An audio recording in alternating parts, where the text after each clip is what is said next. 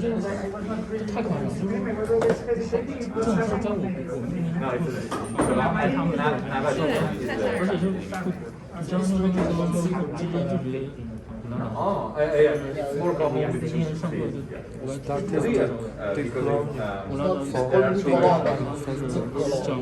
就问 in Spanish it's like 他们说不行，我们这样 the Italian version.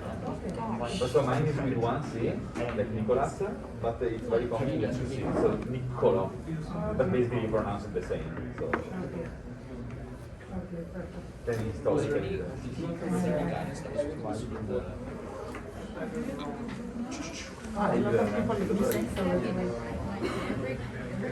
Do you have any idea where are the others? Because most of the people are missing. They're probably somewhere between the first floor and the E floor and in the stairwells and trying to figure out how to get You get lost. Do you get lost moving between the places? Yes. Every time. So confusing. It's the first week, you know. I usually end up inside a classroom when I want it to be in a hallway. Okay. What is a bit confusing is about the toilets, I must admit, right? Because the toilets is not all of them everywhere. So if you have the women toilet here, the men is downwards or on the other side, you know? Oh, yeah. So Say you that go, again. What's the That's maybe important. you know, you have two ends, right, in this building? So if you go to this end and you find here the male toilet, the female is in the other side. Okay, yeah. So there is one in each side. Each side, okay. So don't start just moving around, just go to the other end and you will find one, okay? Well, I guess this is the way we build the head buildings. There is no more. Let's wait a bit more than for the others. So where do they have classes? Here in this building, yeah, but Ah, in this same 相当于选方 it's 向 a，bit confusing. 每个星期一个学校的，今天下周是另一个学校。原来是这样子，我以为是来学习的。天哪！你以为是什么？我以为是来上课的，上那个不是那个讲座 Big 的。 Data Seminar，这宣讲会，不是宣宣讲讲会原来是。对啊，你以为是？哎，这个宣讲会弄完3周就没了是吧？这个课。 I think so。怪不得大家在讨论这个问题，太后知后觉。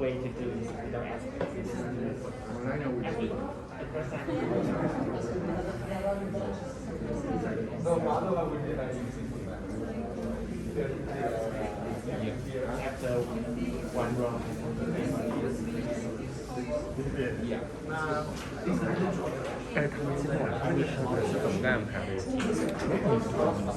是的。就是把你拉进去，你们拉进去，但我不知道是什么安排，我知道。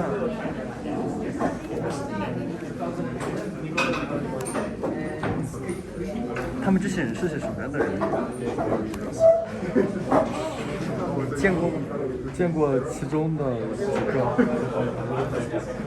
我认识安娜，你也认识安娜。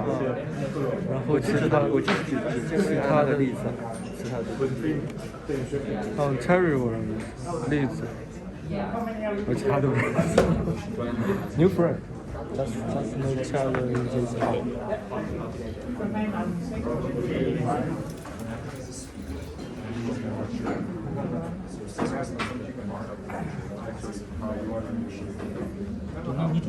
The green bus? 我准备3月初的， The green bus? 我想找个越往后看，越往后看。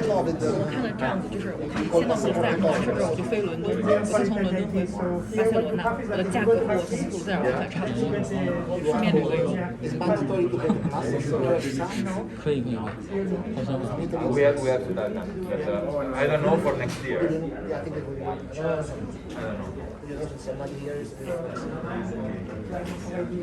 As long as they wear the mask, I feel comfortable. But maybe next year it won't be the same. It's mandatory to have now it's mandatory for 志成，你的那个西班牙签证是几十天的？180天吗？ For this year, for next year. 我的是90天，我不知道为什么。赶快发邮件问。 Yeah. 那个不是他们之前问过吗？跟那个什么对，但是他们有几个人的不一他们样。传都是180天以上的， later我的是90天。 I'll say if we know that 也没什么区别是吧？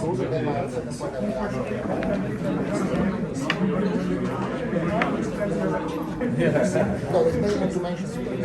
No, the problem is that it was so this year. 你弄签证了吗？没有啊， So at the beginning, no, fine. 黑子。你不需要签证也能在西班牙待合法待90天啊！你这个签证有什么用？所以 But you feel that there is something from the personal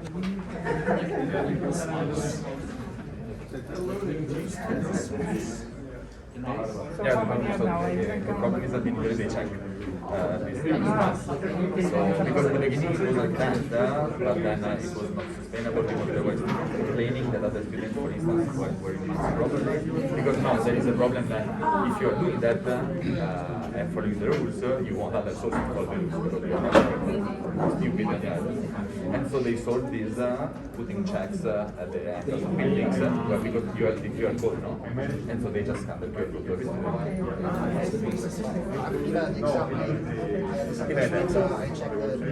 I mean, we have. QR code is not like this here, but just copy your passport and your phone, the PDF with the QR code to another person. Yeah, it appears the name. Do they ask for you like one as well?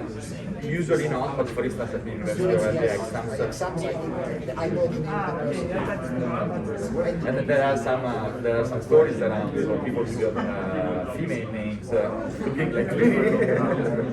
Yeah, that's why I was saying, because even in Spain, for example, it was not happening in restaurants, but a restaurant is forbidden that they ask for the ID card. So Yeah, people that were serving a food same thing in Italy. They changed, but there is a this thing that at the end what they do nobody else is your documents around university is different because you have to study daily.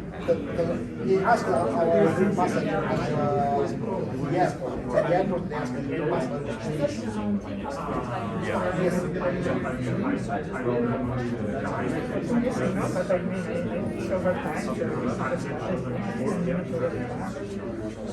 I mean, I told them that they have to attend the talks, but there are people with very I told them that they need to manage with university. I think it's normal that some people that have a very clear workload and are giving them the Yeah, but so when they have to have a So, Renata is the last one, the 28th February. Then I will give them a week. You give them the rank of the university. And then if they distribute well, no problem.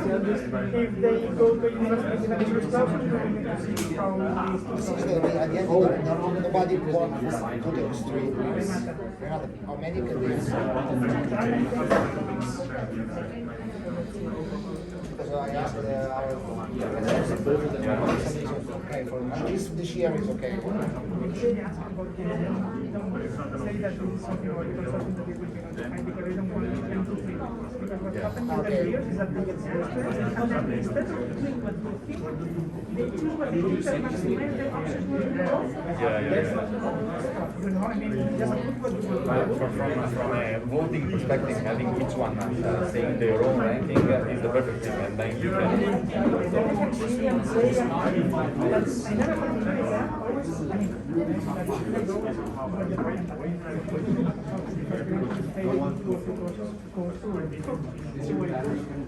But the others, they are very different.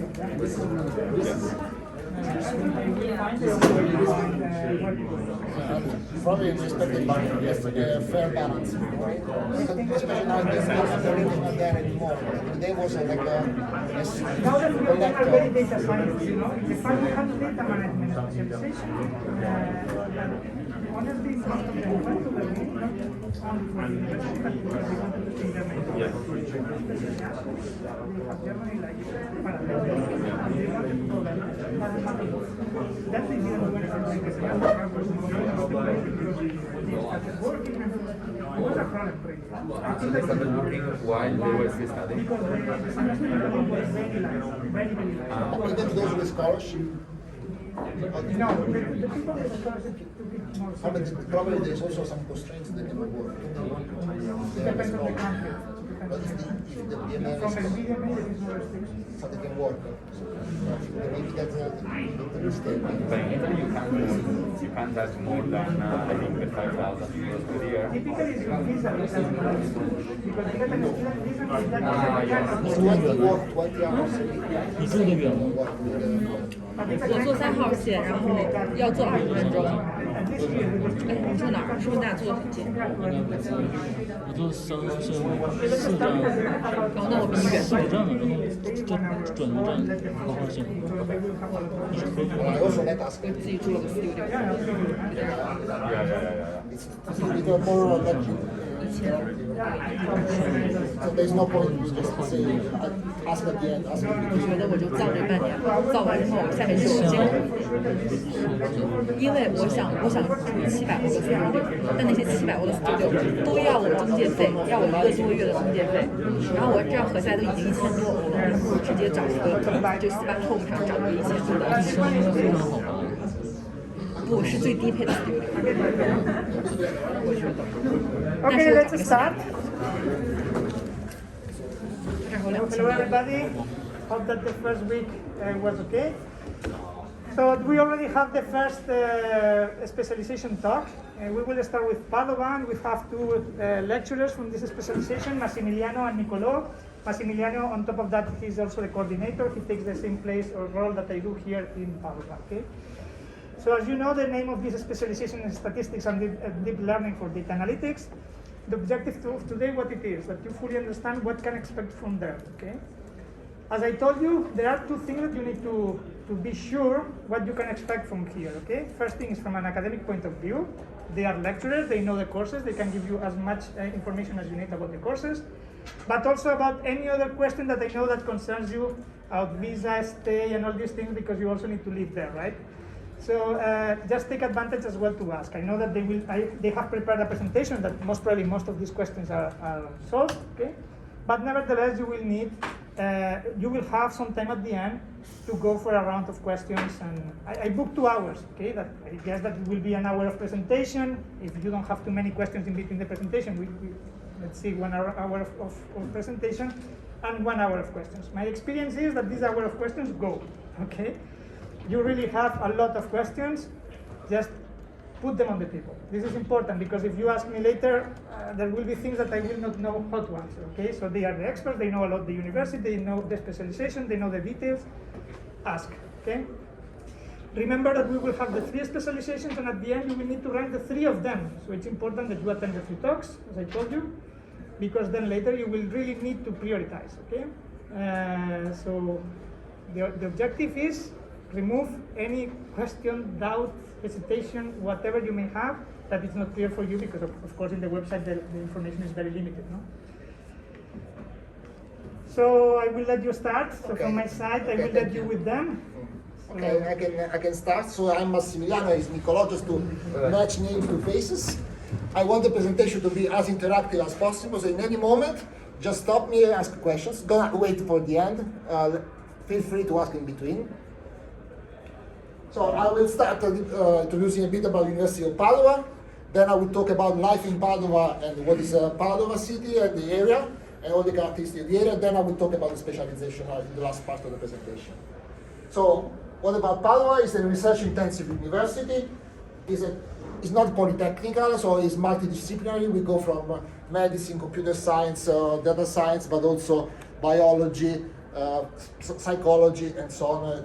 Basically every possible field of studies.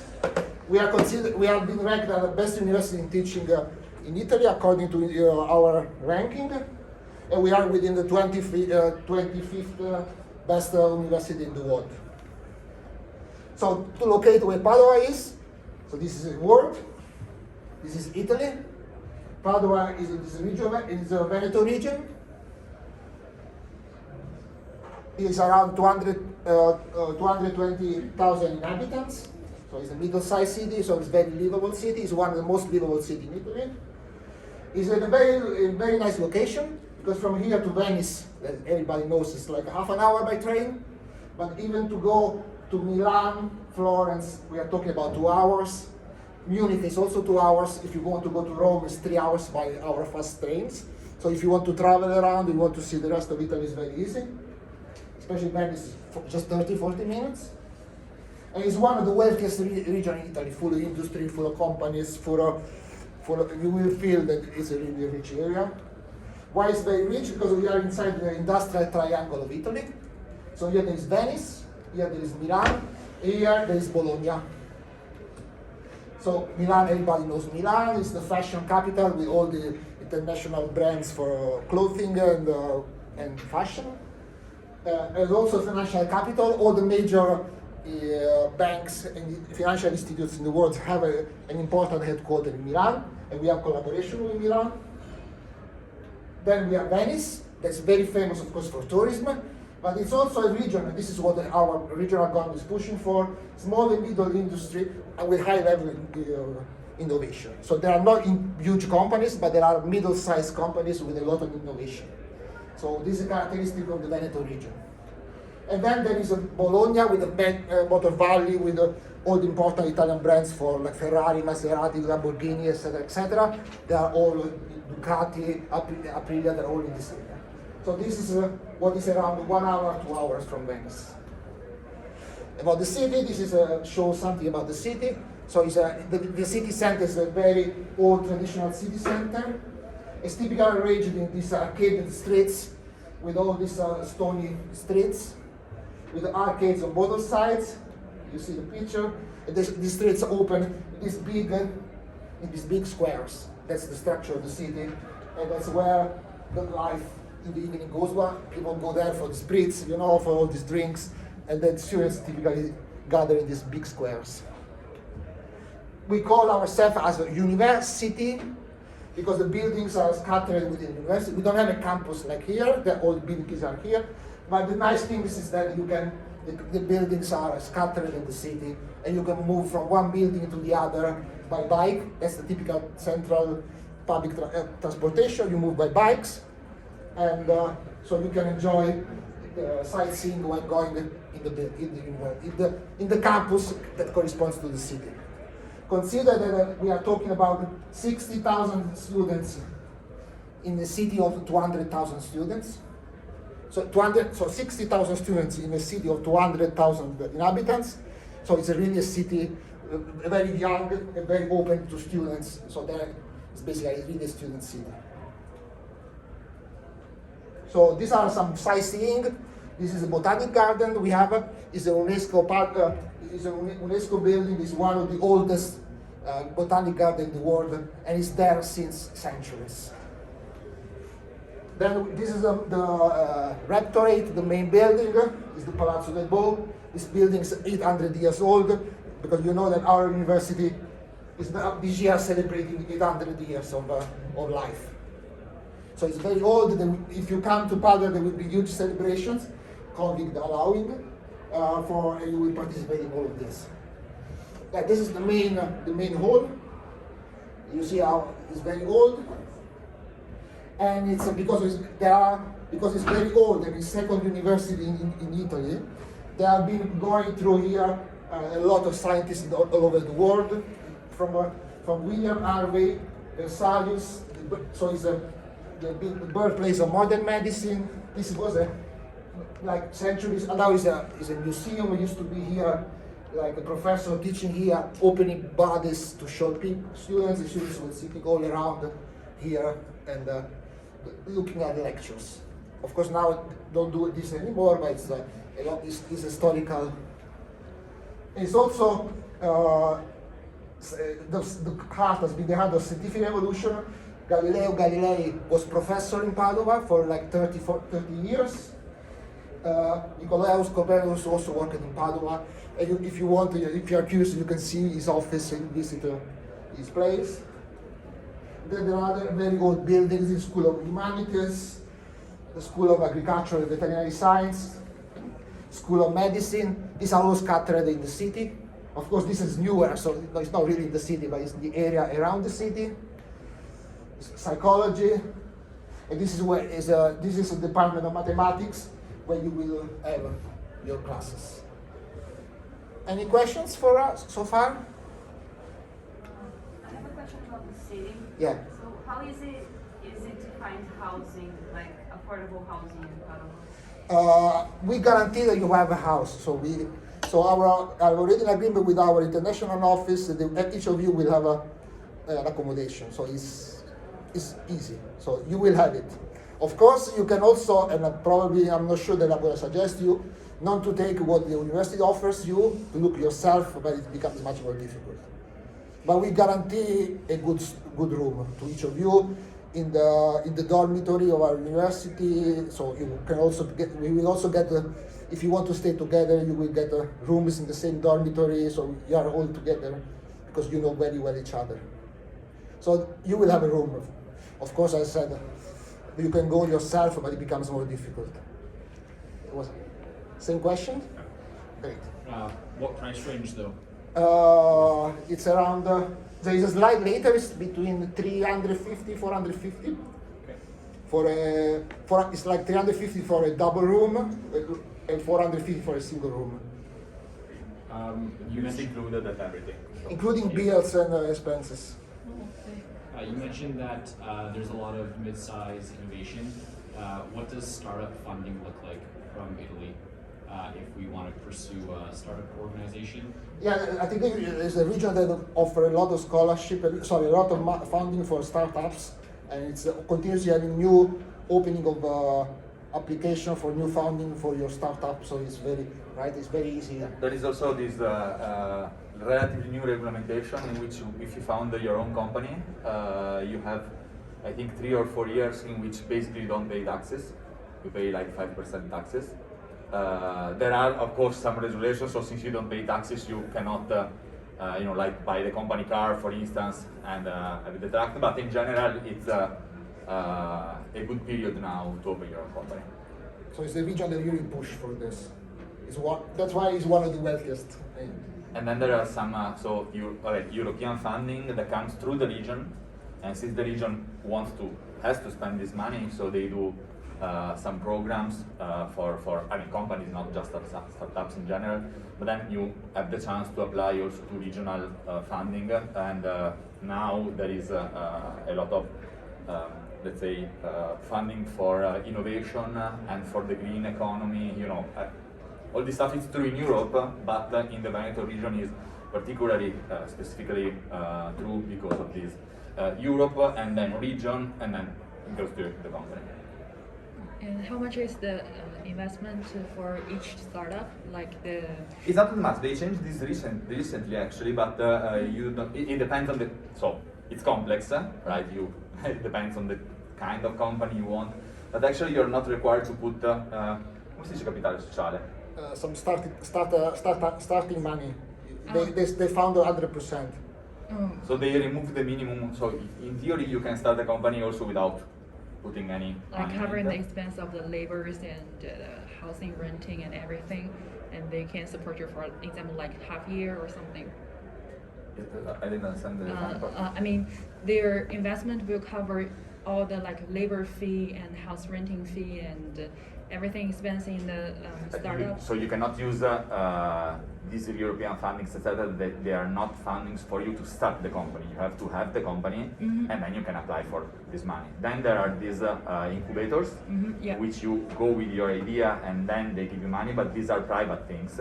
So depending on the incubator, they are different. So in the region, there is H Farm that is local, but actually they started companies that goes all around Italy. There is another one of which I don't remember the name, but that is specifically, they push a lot on pharmaceutical, but in a broad sense, so like bioengineering, everything. And so I talked to them 2 weeks ago because they were looking for people doing AI. So there is more than one incubator, and then so if you but you have to be a little bit lucky, of course. So in my understanding, if you're excellent enough, you can start up your own company, and otherwise you can find the internship opportunities in the local startups, which is supported by this. For internship opportunities, there are a lot of companies. Yes. Okay, thank you. How about the English level of people in Padua? English what? Level, English. So, So you mean a question? What if I don't speak Italian? Can I find a job or internship? Or Yeah, something like that, or just for daily life. The I English think for daily life, I think it's pretty much the same as here. I think I don't know if it's a good or bad news. Sunday faces. At university, every office will speak well English, but there is some it's the same level as here. But yeah, if we're looking for a job and we are not fluent or very proficient in Italian, is it still possible to get a job? There are I know some international companies like Infineon. Not necessarily international. I mean, There are many international companies with branches in the area. So if you go to the very small ones, of course they speak only Italian. But if you go to the middle, there are also small ones that it depends on the level of innovation of the company, right? So in general, there are some small companies on which everybody speaks only Italian. I mean, there are some of them. But since you are going to look for a certain kind of job, right? Many of those companies actually are fine with speaking English. Then it depends on the company, of course. there are many. I know people working there. I mean, you won't have, if you decide to be staying there, you won't have any problem finding a job not speaking Italian. Of course, it's going to be better if you speak Italian. Yeah, I think wherever you want to go in the world, I've been living 10 years in the Netherlands, in Eindhoven, so I know that even there everybody speaks English, but at a certain point, if you want to live there, that's the reason why I left, you need to speak the language fluently. So no country you can live without speaking the language. It might be easier to start, but at a certain point it becomes necessary to learn the language. And actually my experience, because I lived in the Netherlands for 10 years, the fact they speak too much English, they don't push you to learn the local language. Because they don't, like, I say, okay, I don't need to, you feel forced to, and then you pay consequences after some time. So like for the same question regarding working in Italy versus in English versus working in the Netherlands in English, do you think it's the same amount of companies that provide you to work in English? Probably it's not the same. I have to be honest. There are more international companies there, perhaps.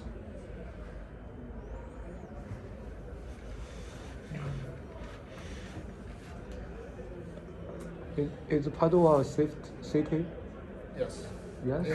You mean Crime rate. Safe? Safe in the sense of like Crime robbery, crime. No, Yeah. right, super. You have to pay attention to your bike.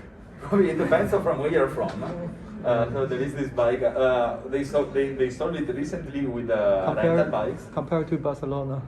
I don't know how long does it last a bicycle here before it gets stolen. I don't know really. I think in Padova this is pretty bad. However, they put recently the electric scooters and the bikes for rental. You pay a monthly amount that's low, and you just take the bike, you go where you have to go, and you leave the bike there. And I think that either you buy a very expensive lock, or that is cheaper, actually, and convenient. I mean, I have my bike since 4 years that has not been stolen. You are very lucky. You just buy a good lock and then Yeah. solve the problem. Beside that, so for crime, etc., it's a very safe city, and there are students everywhere. That's the nice thing. So basically, the life of the city are students, and so basically the worst thing that can happen is that if you're drunk and another person is drunk and you start discussing, you can fight with your own friends. But Okay. particularly safe. Are there any like a big internet company there, like international internet company? What do you mean with internet? Like just like Google, Facebook.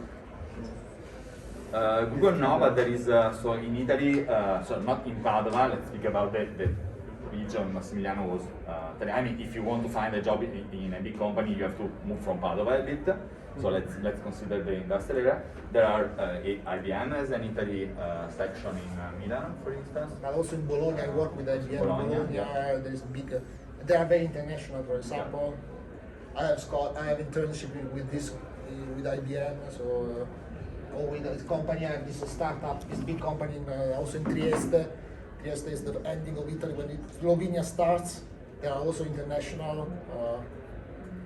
So there are also big Italian companies, for I don't know, Aruba, for instance, that is that websites and things like that. There are so all in this area, Massimiliano was studying Europe. So in a radius, let's say, of 200 more or less kilometers, you can go. It's easy because you can move by train, so it's everything connected, and you can go.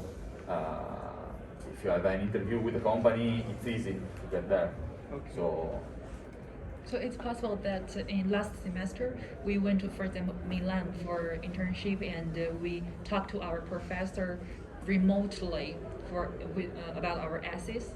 Is that possible? Like, I mean, doing our essays remotely rather than you stay. mean the final project? Yeah, because like we want to utilize the last semester for our internship. Mm-hmm. Yeah, you should. Indeed, that's the idea of BDMA. Yeah. Yeah, you can do that. Okay, thank you.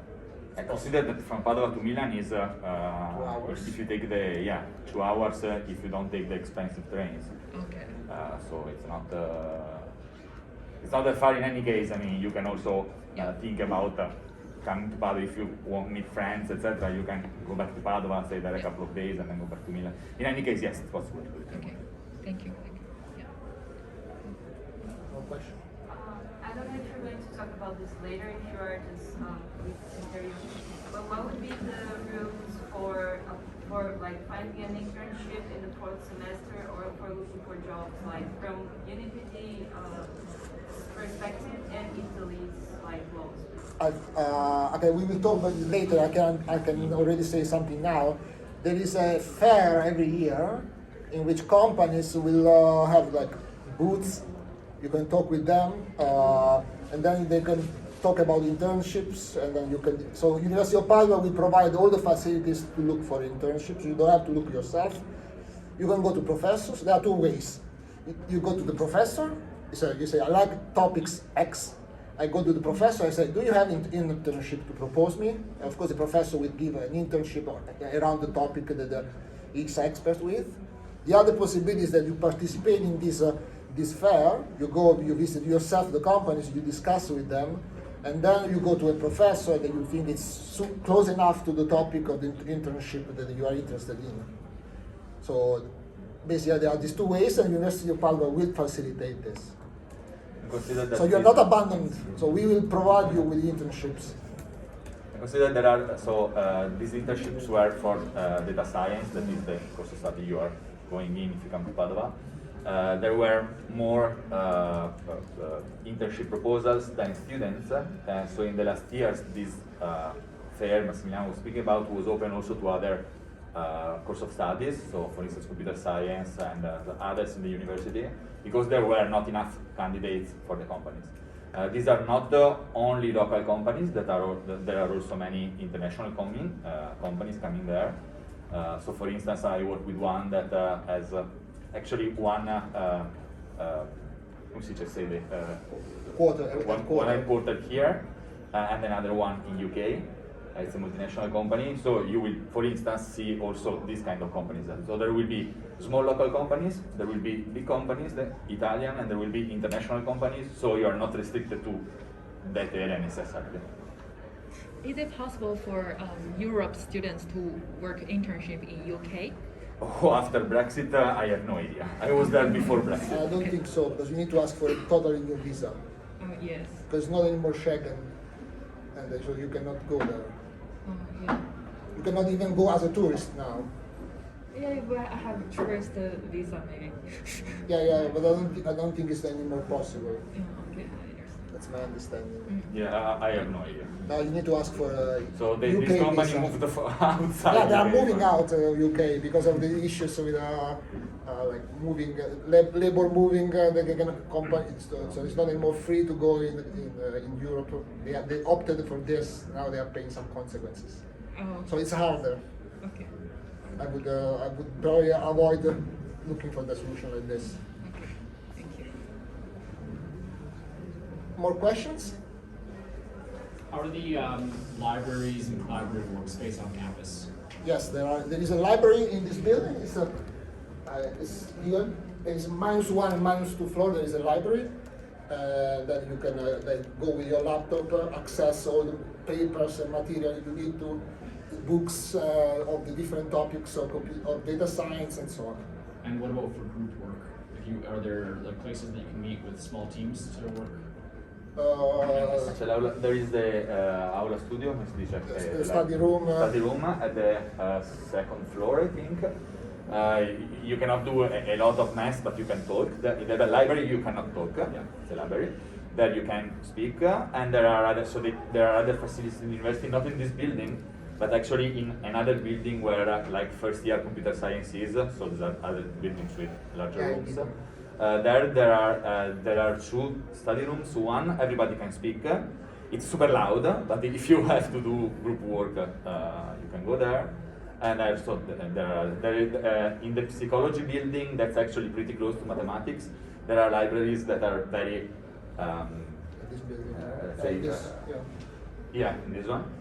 They have huge study rooms where basically people from all the faculties go there because they are nice, and so you can also meet with your friends from other faculties. So, I mean, in the last 2 years with COVID, everything was a little bit different because all the study rooms were open, but restrictions were masks, etc.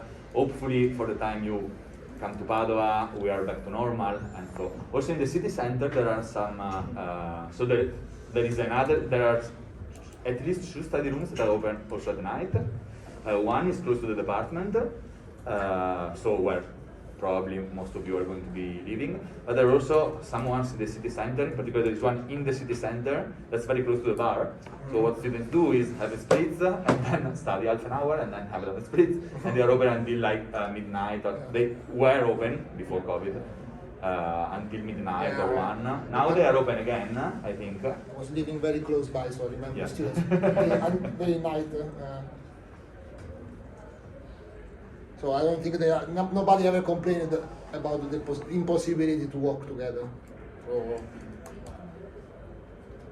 Since the buildings of the university are all scattered over the city, you have to move. no, you will study. There was in general. You will study in this building only. So you move inside this building, and that's it. You don't go around. If you go around, it's because you have to go to one of the study rooms your colleague was talking about, because you want to gather. Maybe the room is booked, so you cannot go. But for classes, you just move in this building. I have a question. Yes, please. Since this is going to be taught by the Department of Mathematics, right? Yeah. There's one of the elective courses that is related to biological data. Yeah. Is it also in the same campus? So the professor is not working in this department, he's working in another department, but he will come and teach in this department. Yeah. I mean, so you cannot see it from here, but basically there is this, so this is the first building along the river, and that is the like right? a wall. This is economics. That's economics. Yeah. So basically, like here, there is the river with all university buildings. That's not just cars on pasta. It's nice with this and everything. And you have all university buildings on the left, the new ones. So STEM basically.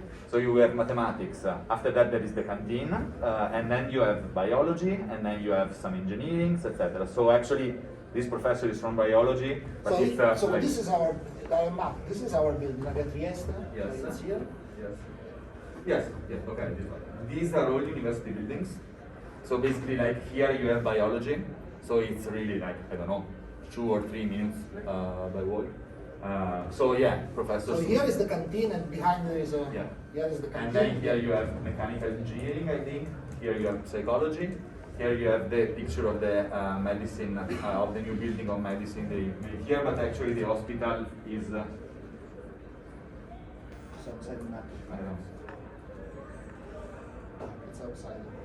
No, you have a look here. Ah yes, this is the hospital. So you see, everything is. I mean, you can walk easily from work. So for instance, I have classes here from the department. I go walking. So, but all your classes, since you're data science, in data science, all the classes are in the mathematical building, so you don't have to worry about that. If you do the thesis or you have to meet with some professor, maybe you have to, speak. But it's really everything is close. Well. I have a question regarding living there. What time do supermarkets or restaurants close usually there? So there are, it depends, of course. Yeah. There are many local ones that close at 10 p.m. That's, I think, the later. Yeah. So 10 p.m. Okay. The small ones. Instead, the big ones, 9, 9:30, it depends. But probably, I mean, me too, most of the times you go to the small ones to buy every day. Imagine this grocery shopping you forgot, and then you just buy. You don't go to the small ones. You go to the big ones, and then if you forget something, you go to the small ones. Okay. We don't have 24-hour shops that I've seen here. Yeah. We don't have. Yeah. However, we have. I mean, you can order food, and there are some that are 24. Not really 24, but until 4 in the morning, you can get food and the beer if you, for some reason, don't have any. Okay, thank you. Okay, we had already started talking about the specialization. So this is our structure of the semester. So the first semester will start in October, the week containing 1st of October, until middle of January. Then January, February, there are exams. So there are 2 resets for the exams. And then from March to August, it's time for your specialization, so for your master project. There are some resets possible in June, July, but I would avoid taking them because there are consequences on your graduation date. So consider only January, February as the exam period, and then as soon as you finish in March, you can start your project. And actually, the nice thing is that if you in September, so you can come, and there are some intensive courses of Italian, so for free, it's included for you all. And you can do it and do the first Italian course in the month of September completely. You focus only on that, so you get a good level if you like to. It's not mandatory, but other specialization that includes, you can do it for free. And then if you like to improve, you can get other courses. And the second one, if you pass the first one, I can also offer you a second one for free. And then that second one will be in the period of the other courses. So language class is optional there. Yes. It's optional here. So, but I suggest you, since you come in September, it's free and it's intensive, you only do that, and you don't have exams to do, so why not? It's free, and it's nice to have a basic of the language. And then you can continue with the next one, nothing more intensive, but it's like long, semester long. But you don't have to do it. The ECTS, and not like I think in Eindhoven and Paris is part of the 30 ECTS. Here is an extra if you want to. Just to show you that you don't need to know the language to be able to complete your master. There's no need to have a language courses. But I suggest you I would do because I like languages. You are international, so I guess you also like. I would take these opportunities there. Why not?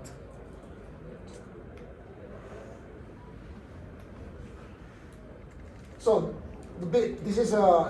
there are 3 basic courses, and 2 is statistical learning, deep learning with application in human data analytics.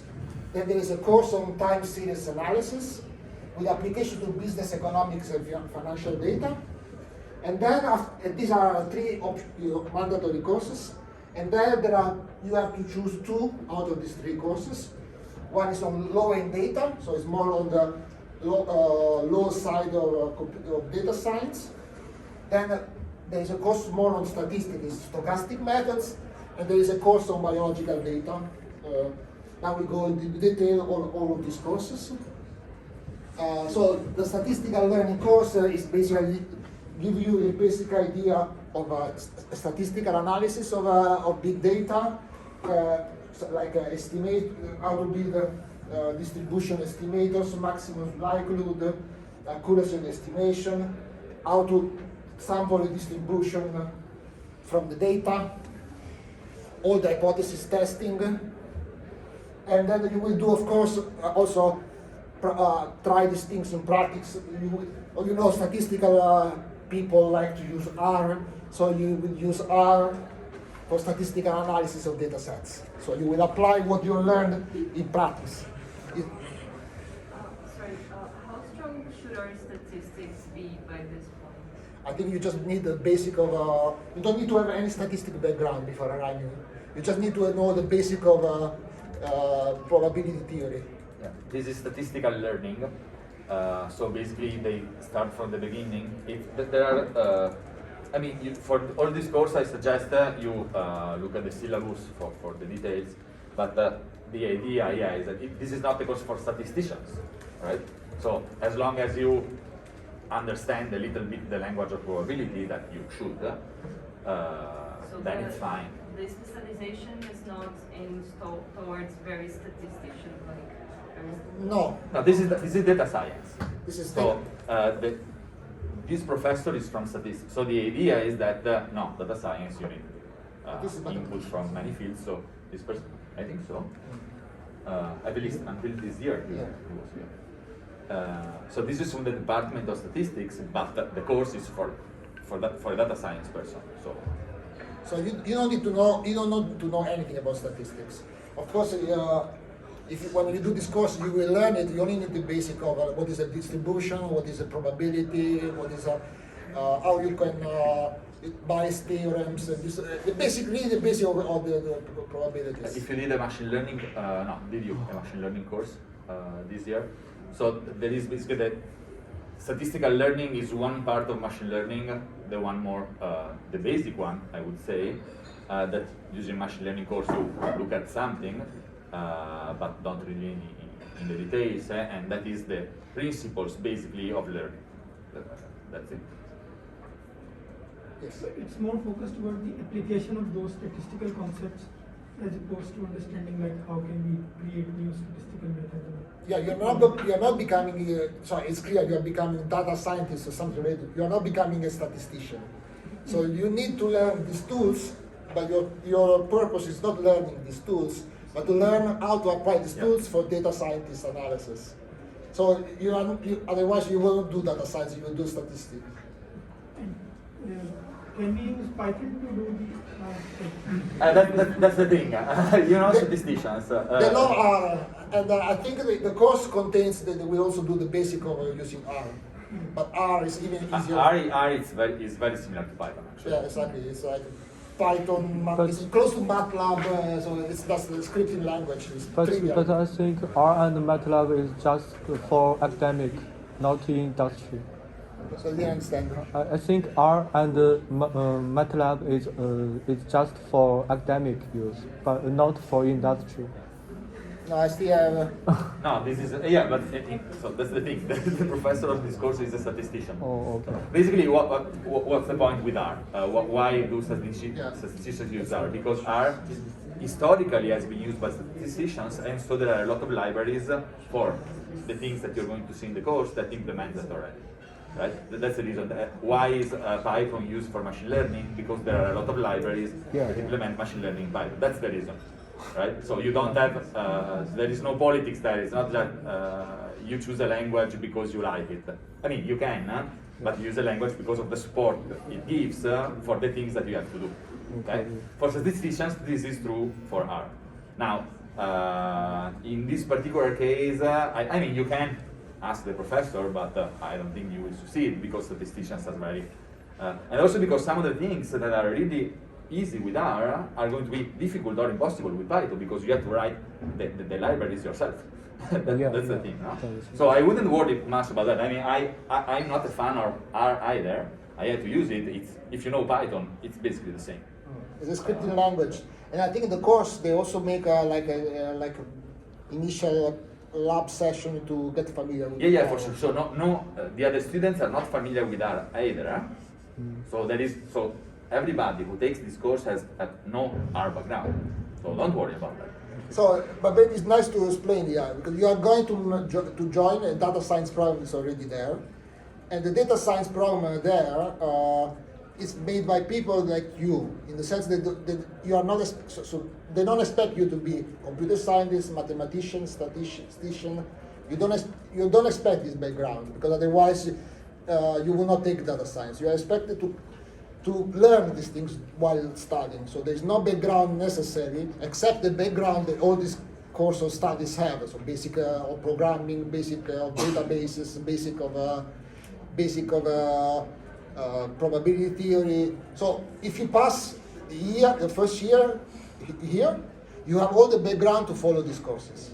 So these have not been chosen randomly. We chose and make sure that you have the background after the first year.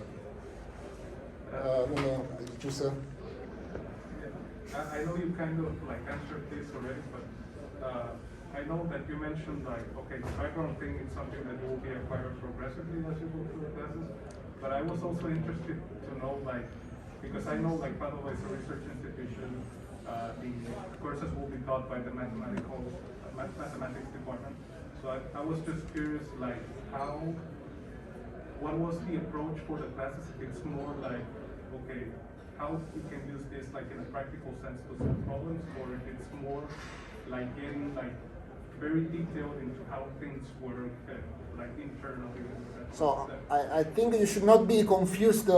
It's a political reason why the department is called Department of Mathematics, because I'm a computer scientist, actually I'm computer engineering, he's computer scientist, and a lot of people here studying computer scientists. The reason of it's called Department of Mathematics is just historical reasons.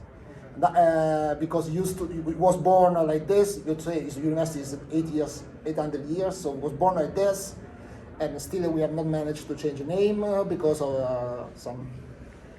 But don't be confused. You know, basically most of the courses are taught by not mathematicians, and the mathematicians that teach the courses are those that value very much. I know that when you think about mathematics, you may think about these very theoretical people that talks about in terms of Greek letter, that's it. That's not what these mathematicians are doing. We chose the mathematicians that really care about the practical application of stuff. And you will see that all the courses have a lot of labs, a lot of application in the real world.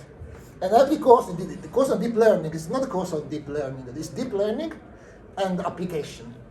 The other course is time series analysis and application. So they chose an application field because they care very much on the application side of the studies. So don't be worried that it's super theoretical, because it's not true. Are we taking courses we're taking the same courses as the data science masters? Yes. Are they first year or second year? Some are first year, some are second year. About the evaluation of the courses, do we have projects, groups, or like here, for example, here we have one single project or many courses?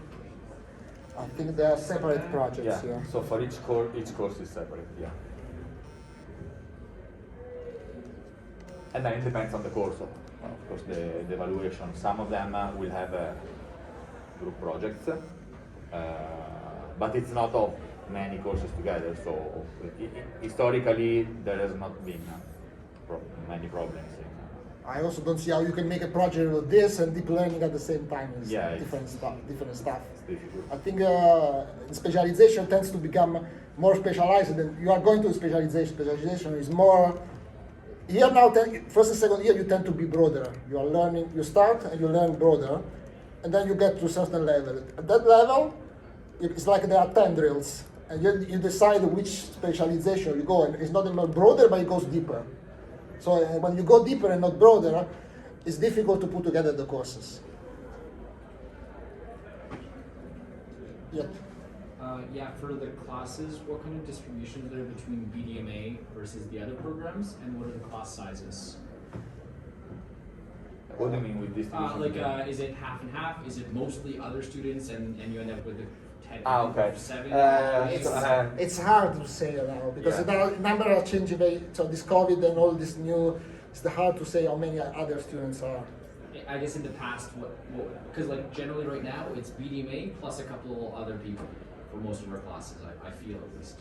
I think maybe. I think so. In data science, in total, there will be. I don't know, this is like maybe 50, 60. Yeah, around that. But consider that data science has a very broad spectrum of courses. Very few of them are mandatory, and these are not the ones that are mandatory for you. Maybe this is mandatory for everyone. Maybe, yeah, but I mean, not all of yours are mandatory for them. And then people split. So I honestly, I cannot tell you. How to say? I wouldn't say that. So I wouldn't say that for each one of these courses there is a specific reason why you should choose it more compared to people that are doing data science in Italy. So I wouldn't expect one course with all BDMA and zero data science and the other way around. Because I mean, in the end, you're going to be, your program is different, but the idea is more or less of data science. So I would say for sure there will be many colleagues that are not BDMA. I think it's an opportunity also to meet different people, right? I think it's not a. I understand the point is that you mix up, but I think mixing up is opening to alternatives. And you don't have to. There will be no. When you get there, you are data science for us, so you can also meet and do the project if you like with another students there. So you don't have to necessarily have students a project with other colleagues here in BDMA. And sorry, just the second part of the question was, do you have a sense of how many people are actually in the classroom? Like what are your professor to student numbers, or do you guys have some sort of a maximum for both the classroom and for laboratories? Do you have specific numbers that you target for laboratory sessions? So you talk in general, or you talk about BDMA? Let's say for this specifically, not really. Yeah. My concern really is like how much individual attention will I get as a student? Is it shared with 100? No. Okay, so so I mean there are many students, but so for instance, this is another course that is not offered to you. Last year we had too many students. This year the course is split in two. So if there is a problem with the course that there are too many students, something is being done. These courses here never got this problem. I think it's like 30, 40. Yeah. It's hard. My issue to answer this question is that because of COVID, students were not attending the classes. So it's very hard to answer what happened the last 2 years. Because we had remote classes with video lectures, so it's difficult to know how many students were attending the video lectures. So it's very hard to measure this number. In the 2 years, I can answer this question because hopefully everything goes back to normal. Yeah, you guys couldn't start a year before because there were no classes, right? There was only remote classes, and they decided not to. So we also had the same issue. So we don't know what are the exact numbers. But if I have to bet some money, I would say 30, 40 students. When we arrived here at UPC on our first day, we were told that the semester would be very demanding. And my question would be, how worried should we be about the workload if we are chosen to do Padova? It's a very hard question because I don't know how tough is here. Do you have any feedback regarding what the students? Because it's the first year we are new. About the data science students or the students that have taken those classes? So what I can tell you is that data science students, where the selection is lighter compared to BDMA, for sure. So it's easier to get in data science in Padova compared to getting in BDMA, obviously. Okay, they tend to perform pretty well. It's not easy. I cannot say you that easy. You don't study and you pass the exams. No, for sure you have to study, right? But there is also a thing that you are doing things that you like, right? Because you are choosing your specialization. You have the mandatory exams, but then you have the optional exams. So you are choosing your subjects, and so basically what happens is that you like what you're studying, and so things are not that hard. In data science, they tend to have very good degrees at the end, on average. So I would say it's not impossible, but of course it's up to you. I cannot say you that you don't have to study. And also I cannot say anything compared to the other specializations. I don't think also it's a good, it's a thing you have to worry about. You have to study what you like, right? It's 1 year. I think people graduate, mostly graduate also with the cum laude grades, Yeah. so it's not impossible. It's from my experience, it's way better than it's better that you study something that for some reason the exam is a little bit more difficult, but you like it. It's way easier than a simpler exam of something that you like less. So I would suggest you have to decide now what you like, not other stuff. Also because, I mean, these are university exams, more or less. Nothing is impossible. No, nobody is asking you to do something out of something crazy just to pass the exam, right? What you can see is that on one course, maybe you don't get summa cum laude, but you get a little bit less, and then you take the exam again. I mean, don't worry about that. Regarding attendance, like, is there like, I don't know, I guess you have a problem to go to class or something. I don't know if, I know it's more like a essential like thing, but I don't know if you have like a hybrid methodology where we can see like recordings of the classes or something like that, or you're like, expected to be full-time in class. Okay, the answer is that this year has been like a dual mode. To be frank, my hope is that it's not gonna be like this. Because I know that you may sound that you like it, but I can guarantee that since we go to dual mode, the students are struggling more. Don't think I think it's a disadvantage in the dual mode. And I don't know what's gonna happen next year. Nobody knows. I can tell you that this semester is starting in March.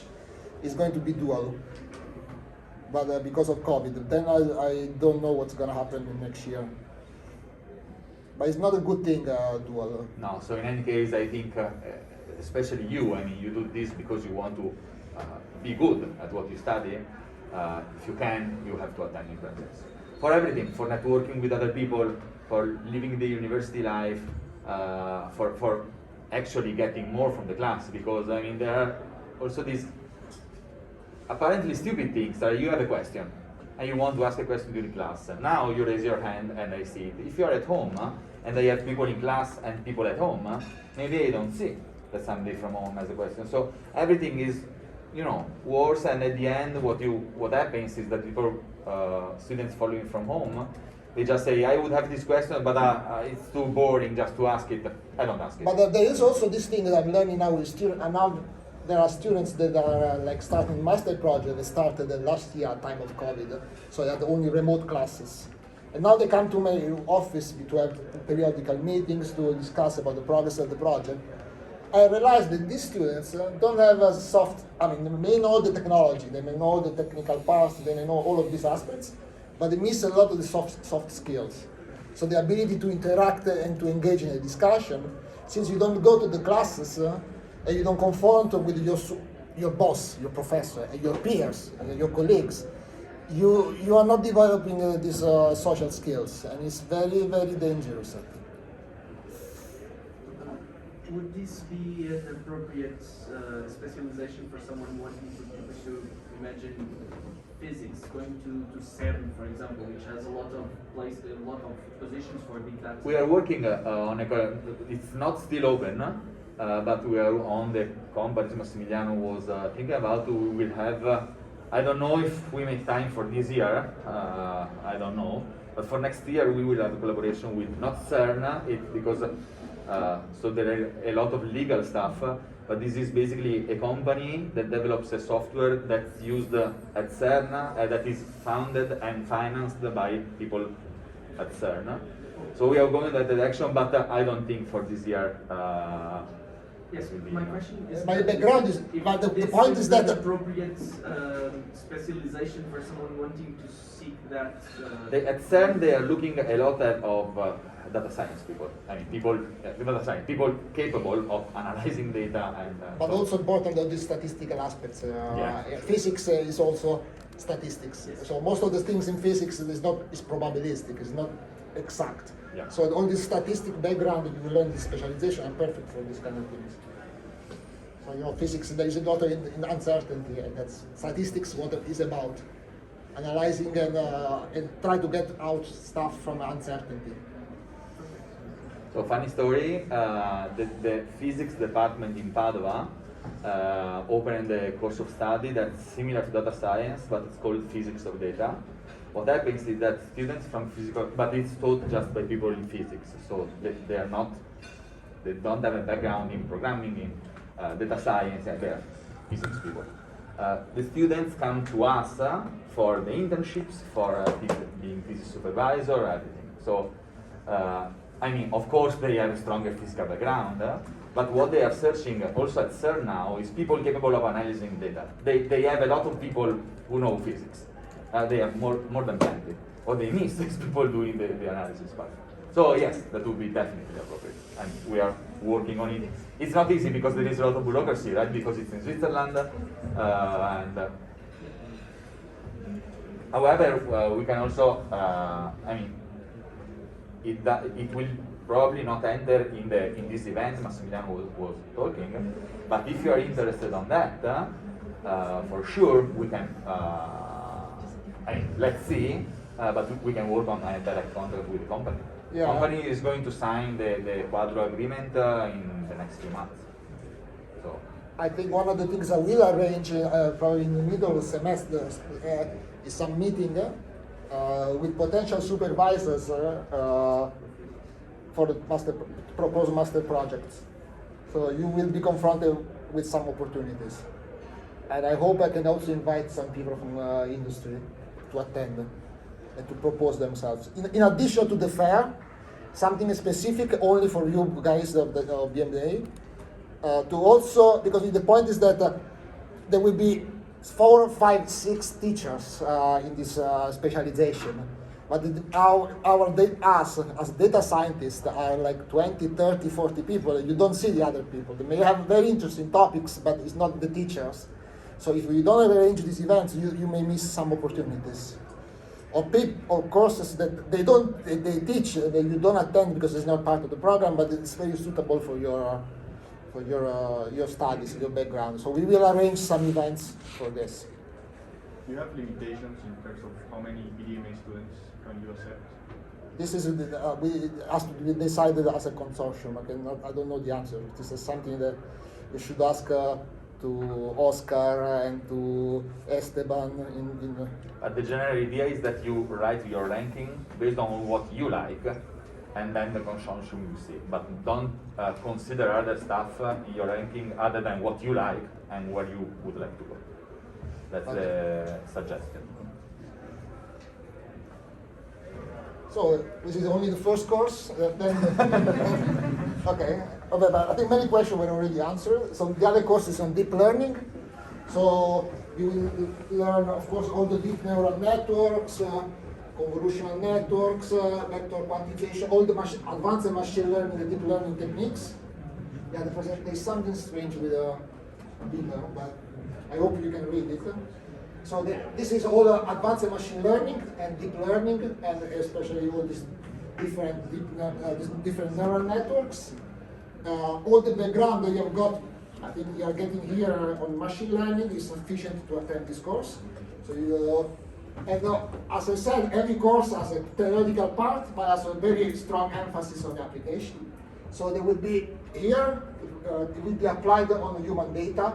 So really like ECG signals, so your brain signals, natural language processing, analysis of behavioral data. So they have collected data on how people behave and interact with different machines, and even like some vision, facial expression. So they extract your facial expression from the muscles of your brain, so or your face, and then they do an analysis of this data. is part of the course. Then there is a course on, yes. Do you provide like some computing resources like GPU to students, like to run the deep neural networks? He is responsible for the lab, right? Yes, so we have a lab at so I teach another deep learning course actually, not this one, one of the more theoretical ones. So we have a lab for the students where there are some GPUs that you can use. In practice, what happens is that students use Colab or the corresponding to AWS for those projects. However, we have some resources, but they don't, since it gets time consuming to go on big stuff, for the course you are not required to use them.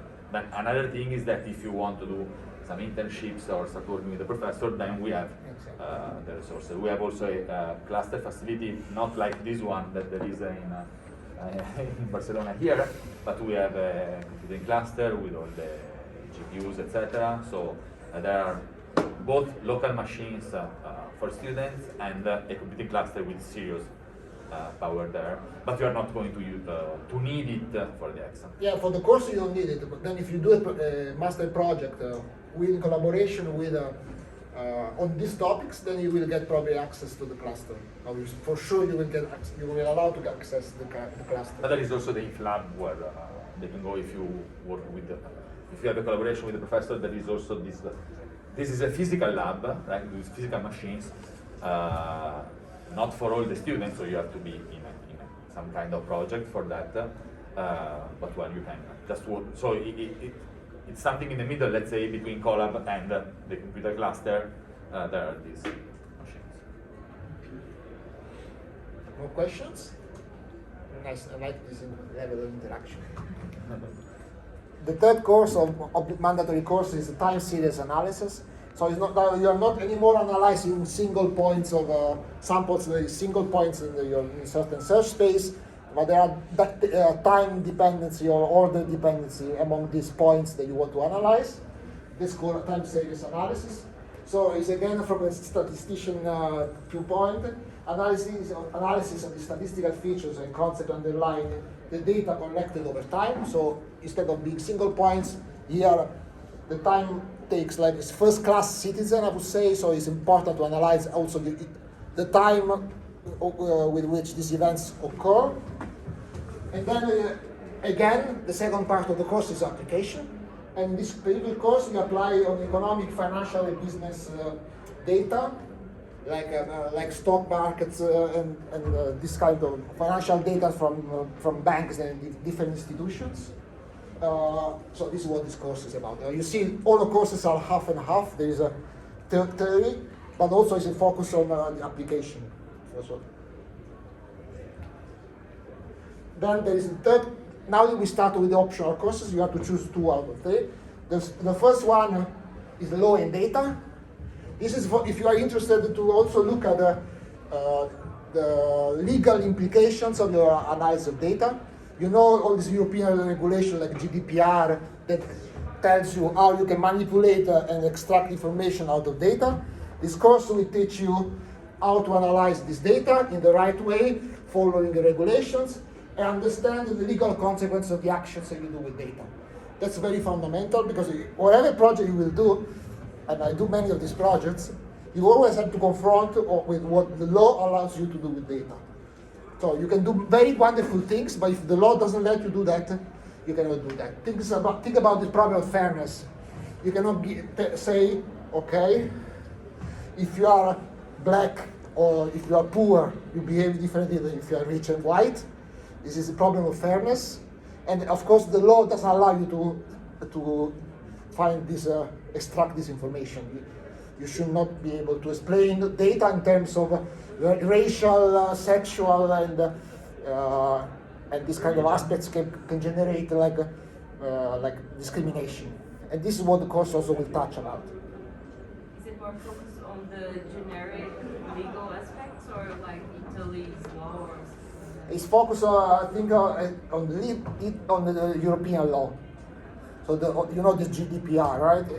That's a very strong focus on this, and also on the Italian Because this is taught by a lawyer, I Yes. think. It's Lawyer, the Yeah. picture. Lecturer is a lawyer. You're a lawyer. Yeah, of course, it's a lawyer. a professor from the law department. Oh. Interesting. Yeah, it's really, because it's really low. But wait, this is true. But why? Because in the law department they are starting a new degree of study that is qualcosa con digital. Yeah, something related to the. So there is basically this new Law. course of study that's under the law faculty that is not law and data but something similar. So the idea is that people will be lawyers specialized on data. Okay. So this professor is one of the professors teaching in the class. So it's don't expect a lawyer speaking you in some language that you don't understand. Okay. So the idea is that these people are experts on this matter. And this is very important to you. Actually, this is extremely important. Actually, every time you are going to, if you are going to work in a company, or either not in a company, but in wherever it is, it's crucial that you know this stuff. Otherwise, you can get arrested. So, yeah. How many ECTS are optional courses? 12. I think 12. So each course is. Each course is 6, Yeah. and the optional 12. Okay. So there are 3 courses, 6 CTS. You have to choose 2. Yeah. For the thesis, if we're, for example, choosing to work with Padova, are there opportunities to work on maybe the softer side of where we're looking in terms of like what you just talked about with law? Like, can we collaborate with the people that are on that law and digital side of things to be doing research that's maybe not deeply focused in deep learning, but maybe has that focus on law, governance, that side of things? Is that something So you've seen? there are some professors in our department that collaborate with them. So the suggestion in that case would be to go to professors in the math department that has collaboration with those, because sometimes when you go this far, it's difficult to understand each other, right? So you still are going to be a data scientist. So the suggestion is you go to the professor in the math department managing those connections, and maybe you can do the thesis with them under the supervision of both them and the professor that teaches law and data, for instance. So all these courses comes from collaborations that are already there between professors in math department and other faculties. So.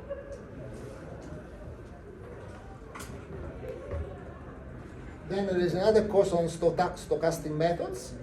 This is again in the direction of statistics. So you basically you learn like Monte Carlo simulation, so different type of way of conduct simulation. You Markov chain random walks in graphs, and different techniques to create these random graphs. So these are graphs in which nodes appear and disappear with a certain probability. So you have to study the typical aspects of graphs, average distances between nodes, centrality, and these kind of things. On graphs, they are not exact, but there are probabilities that 2 nodes are connected, and these kind of things that you don't need to analyze.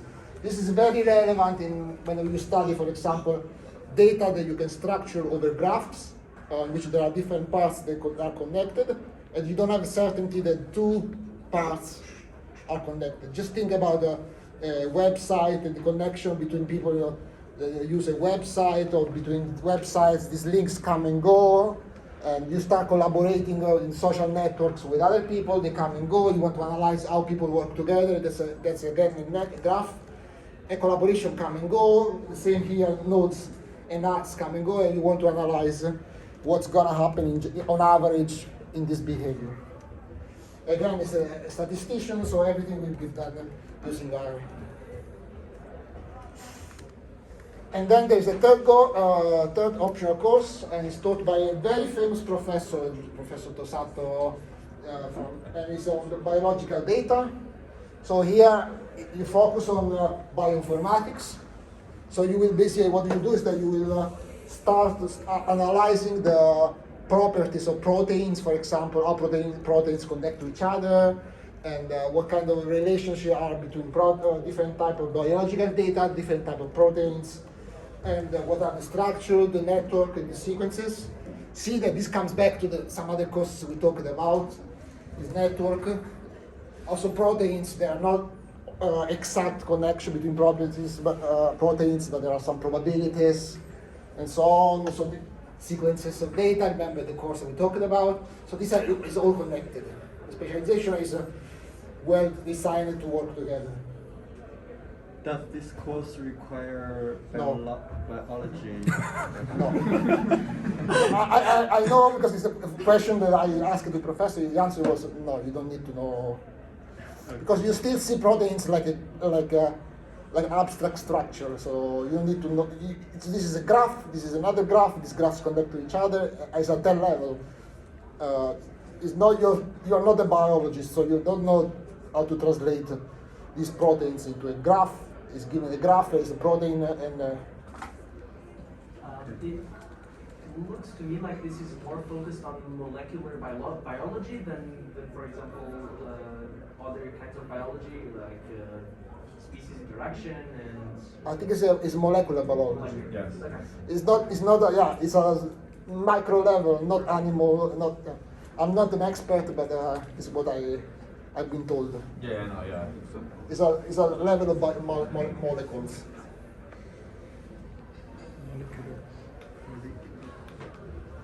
So this is we said this is again the summary, the three mandatory courses, the 2 out of 3 that you have to choose.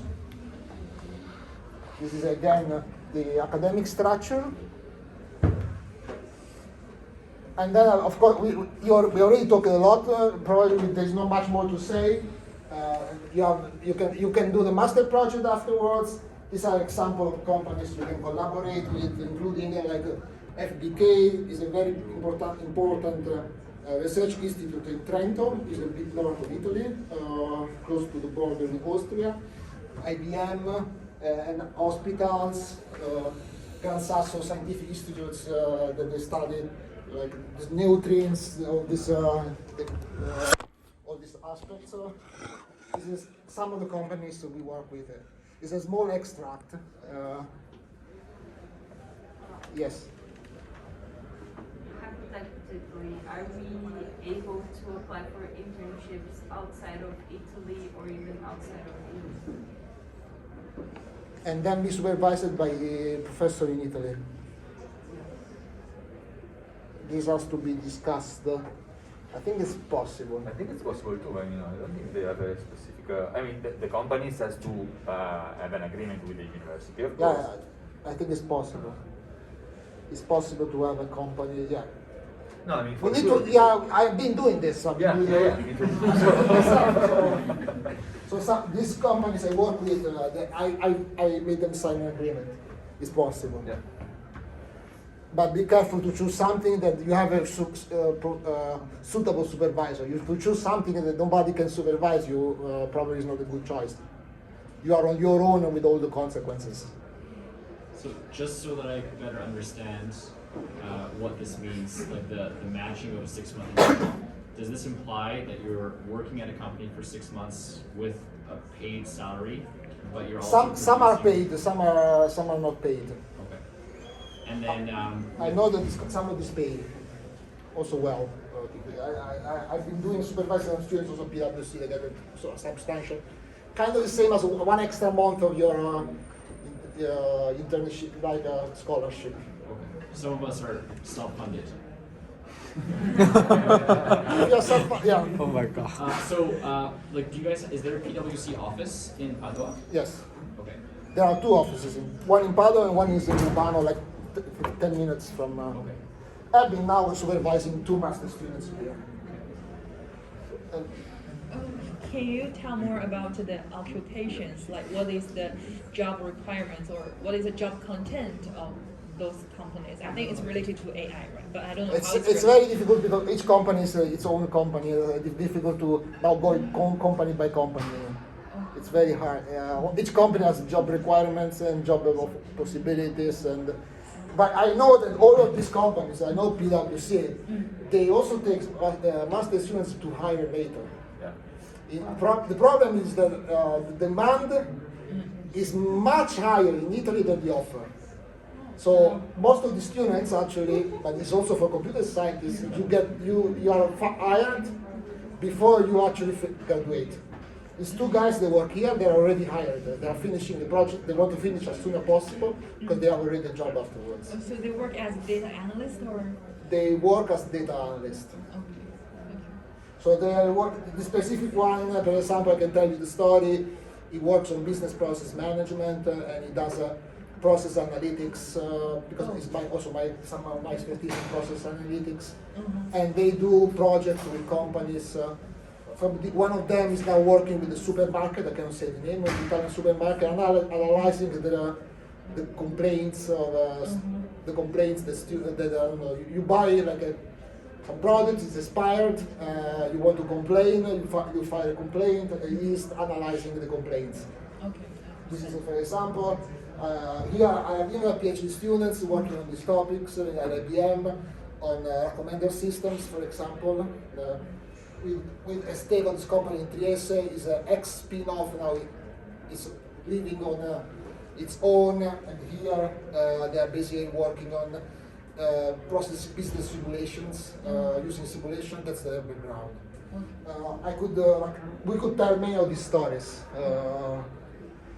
Each company is different, so it's difficult to say all the possibilities. I'm saying a couple of them.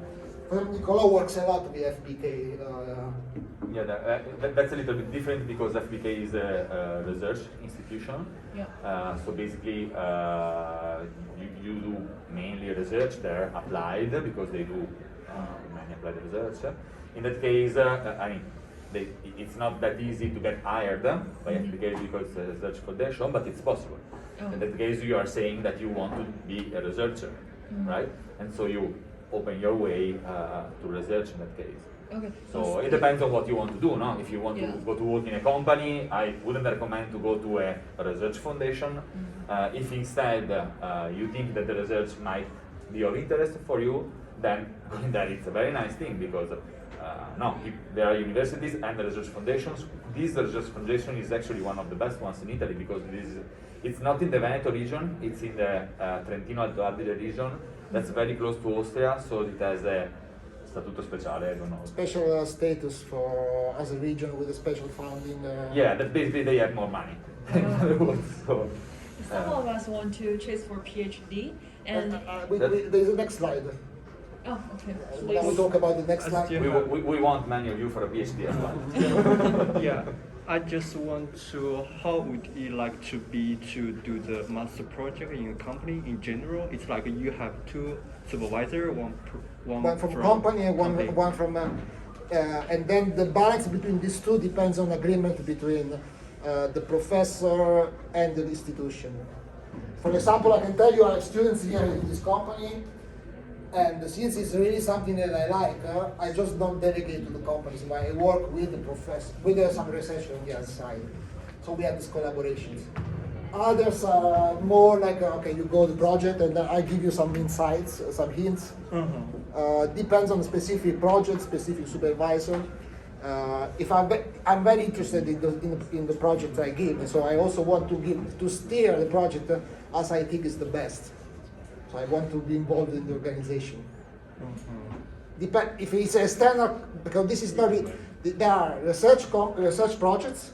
These ones, they are really internal. You just go and you do the research oriented, which may be better if you aim at the PhD afterwards. There are completely company projects. You go to the company, you do with the company. Once they want supervisor hear what you are doing to make sure that eventually you graduate. And there is something in between, which is what I like the most, is that you have the two supervisors that gather together in meetings and they continuously give you together suggestions. Of course, this is possible only if me and the supervisor on the other side are already used to work together. So that we are aligned, let's say. And that's what I'm doing with IBM and this company in Trieste. So what if I find a company not in the list, and then it's possible, like the supervisor from the company cannot make agreement with you, and then in that case, you do companies. I just make sure that the quality is sufficient to eventually graduate. Okay. so in that case, if you find a company yourself, you find a supervisor, my obligation is to do a quality check. So make sure that you do finish. Then there is risk that you go to a company that makes you do very stupid things, and then you don't know at the beginning of the company. Sometimes, unfortunately, these things happen. The supervisor of the university should be able to steer and make sure that this is not going to happen. Okay. So what's the expected outcome of the master project if you do it in a company? It has to be a The project. the outcome for you to evaluate. So I think there are two aspects. There is some level of innovation, so you have to come up with some new ideas, and some practical application. So you need to have a case study, a strong case study, using real data, and show that what you have. So you develop an idea. This idea has to be innovative, and has to be effective, and then you have to show that it works in a company. It works on real data. When these two aspects are met, then you are sure that you graduate with a very good grade. Okay. Innovation and practical applicability. Okay, so it's true that a student are free to decide what he really wants to do, to choose his collaborator. Yeah, of course. You choose what you want to do. I cannot choose for you what you want to do. It's not fair that I force you to do something that you don't like. You do what you like. It's your master, not my master, and we work together.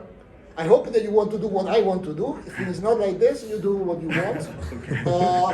And my obligation is just make sure that what you want is valid to graduate. Okay. If you do stupid things like a couple of clicks on, use a tool without inventing anything new, or that's not Using Excel. because these things happen. Sometimes at the beginning they start showing analyzing some Excel files and do some pivot charts. Okay. And that's not the thesis. Okay, so it's more about the quality of the project. The quality, the topics, as long as it's innovative and applicable, whatever is the topic. Okay. Whatever. So long as it's within data science and data analytics, then it's fine. Okay. And in any case, before you start, once you find your company, etc., before you start, you have an agreement on the things that you're supposed to do that you discuss with the professor. Exactly. So it's not that you start and then let's see what happens. Now, before you start, you have to agree with your university supervisor on what is at least the plan. And so then it's easy to see if this plan is going well or not. So you have to have an initial plan, and this plan actually has to be signed by company supervisor, university supervisor, really a formal plan. And then even at the level like first month I do this, second month I do this, third month I do this, and then a professor is going to check whether this plan is followed. Of course, nobody, when you start a master project, unless it's trivial but it's innovation, you don't really know what's going to happen at the end. It's clear that nobody has a perfect, exact knowledge of what is going to be in the project, otherwise it would not be new, it would be just trivial application of things that already exist, so that you will a bit adjust on the way. Did it start from January, from January to July, or it start from this September or August, this 6 months internship, right? It will start. It's not working.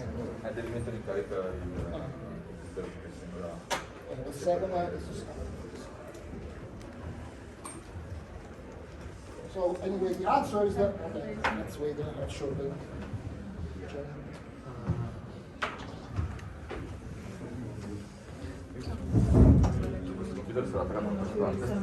The end of.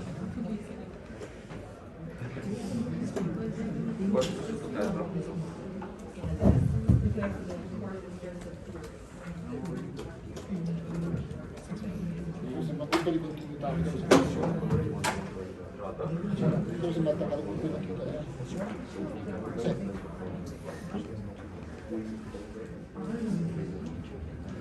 Yeah, is this the picture? So the first semester, September if you like you do Italian course. Around 1st of October you start your semester. Here you study courses. January, February, roughly exams. In March, you start a project. Of the internship. Yeah, internship project. So before March, you need to find Of where course. the place Yeah, to. in between a semester, there will be the fair, there will be the special events only for you guys, which we propose different projects that you can choose from. So, as I said, if you don't like them and you find yourself a project, it's also fine, so long as those quality criteria are met. Okay. And then in January, you finish, you study, in March you start your project. Is it mandatory to do the project inside a company? No, it's exactly the other possibility is to so either you do in a company, or if you are really much into research or you already know, I have plenty of research-oriented projects. The idea is that if everything goes well with these research-oriented projects, at the end of the semester of your project, you can write a paper, and it's very good if you want to do a PhD. If you are more industry-oriented, then maybe you don't do this or do the project. Do you have any resources or links to what kind of research topics you are working on, like we can join? We will talk during the semester. It's very, very hard because the topics come and go. So they're continuously changing. Yeah. We will offer, in that meeting, we will also offer these projects. You see what is available, and then you will decide. So is there like any websites we can see now, like you can share with us? I can share what each professor does individually. I can share what I would do. I can offer now. For example, there is another company that now it comes to my mind here. I just started. It's waiting for me to give a student. There is Ernst & Young. It's this consultancy company, and I have contacts with. Now you say something. You can go there and do a project on privacy, data science privacy, at Ernst & Young in Switzerland, for example. I'm improvising because there is a project coming and going. Now there are 2 students that are working on this. It's gone. Next week, a company comes to me, propose another stuff, and then it comes. Outside of the job fairs or those kind of meetings, what kind of support does Padova provide in terms of transitioning its students into the workplace? I mean, afterwards to find a job. But there is a job placement. Yeah. But I mean, for you, the thing is that I mean, basically you're looking for data analysis, data related jobs, and you find them everywhere. So you're not going to. So the hard thing, I would say, is for you to choose one particular job according to what your expectations are. Many are small companies. Of course, in small companies, maybe you learn a lot of things, you work on a particular kind of data, but maybe they don't offer you a possibilities of a career, but then you change, or you start applying for big companies. I mean, finding a job is not the problem. The problem is for you deciding what you want to do. Exactly. The problem is to finding students. It's the other way around. I don't think finding a job is the problem. So, as Massimiliano was saying before, all these companies, so one of the main motivations a company comes to, to the effort of having students having the thesis with them, because for the company it's a cost, right? Because, I mean, you are super good, but still you are students, you don't know how company works. So company has to invest on putting a supervisor on you, etc. Companies do this because they don't find people. This is what they want to do. So in the job market, you are one of the most required professionals. So yeah, I think I know that basically everybody that I supervised with the project, the company, then later worked in the company. So that's what is usually happening. Yes? Can we be supervised by a professor that is not from Padova? And for example, if we go to look for an internship in Brussels or France or wherever, can we have a professor who is not from Padova? I think it can be co-supervisor. No, but I think you can also, we should discuss this. I think you can go back to you can do the project if you want to, with the company, with Brussels or Barcelona. So you can do, I think, a semester. I don't think it's a good idea personally, but in theory you can, after one semester in Padova, go back to Barcelona or to go back to Brussels for the master project. So we're not. You are not obliged, if you choose Padova, to do the master project. This is what I understood. I don't know the answer actually. I have to investigate this. Its point is that usually it doesn't happen. You say, why do you go for a specialization and you don't want to do the project there? It depends on the offer that you get. If I get an offer in Brussels, for example, for a Brussels company, that might be more convenient for. But you can be supervisor. You can go the project in Brussels, supervisor professor in Padova. Okay. But changing this should be asked to. Yeah, okay. Better you ask to Oscar this. I think it's better to avoid going back and forth. So be supervisor professor in Padova and do the project. It's because you get the graduation, because you get a degree in Padova too. You get this should be discussed. I have questions about our labs because, like, we can learn some courses of machine learning on YouTube, but for me, I don't have any practice of it. I expect that I can learn a lot of practical things in the lab, but I don't know like how deep or how thoroughly our lab teaching will be. Because in the first semester, we are just using like RapidMiner. It's like a GUI to do the data mining, and I think that is not very solid to do the real machine learning practical things. I think I will wait a bit before. I think you are now doing a course of machine learning, right? Here in We Barcelona. don't have machine learning, but we have like data mining. But Okay, you call data mining, but I think it's machine learning, Now, right? It's now not we the have, same thing, now but- this semester, yes, we have machine learning, yes. Yeah, so This then one. wait until the end of the semester. I talk with the professor here, will teach this course here, and you will have also the practical knowledge to do the specialization. So you will learn also the practical. like what we need in the jobs, like that kind of thing. Yes. Yeah, that's really expecting thing. Yeah, this is more a question you should ask Oscar, but my interpretation is that you will learn all the practical aspects too. You have seen our courses is like almost half and half, practical and theory, but also here is, I guess, is the same. So now there was a question. I said I graduated in Padua. I want to continue. So there is also a PhD program in Padua. That's very correlated to data science. It's this Human-Inspired Technology Research Center at the University of Padova. And it's very interesting because it's exactly a kind of a data science kind of approach. It's not a PhD in computer science. You don't get a PhD in data science, but you get this PhD in brain, mind, and computer science, because it's the interplay between computer science aspects, social science, engineering, neuroscience. So the topics are all interplay of these different aspects, because as a data science, you are going to be multidisciplinary. So also the PhD can be multidisciplinary. So you can get something in one of these topics, or you can start a PhD in some interdisciplinary fields. And actually, I have now two master students that graduated. Two master students graduated in data science, and now they are doing PhD with me in this program. Both of them coming from data science. And topics can be, depending on your supervisor, depending on what you like, human-computer interaction and economics, healthcare studies.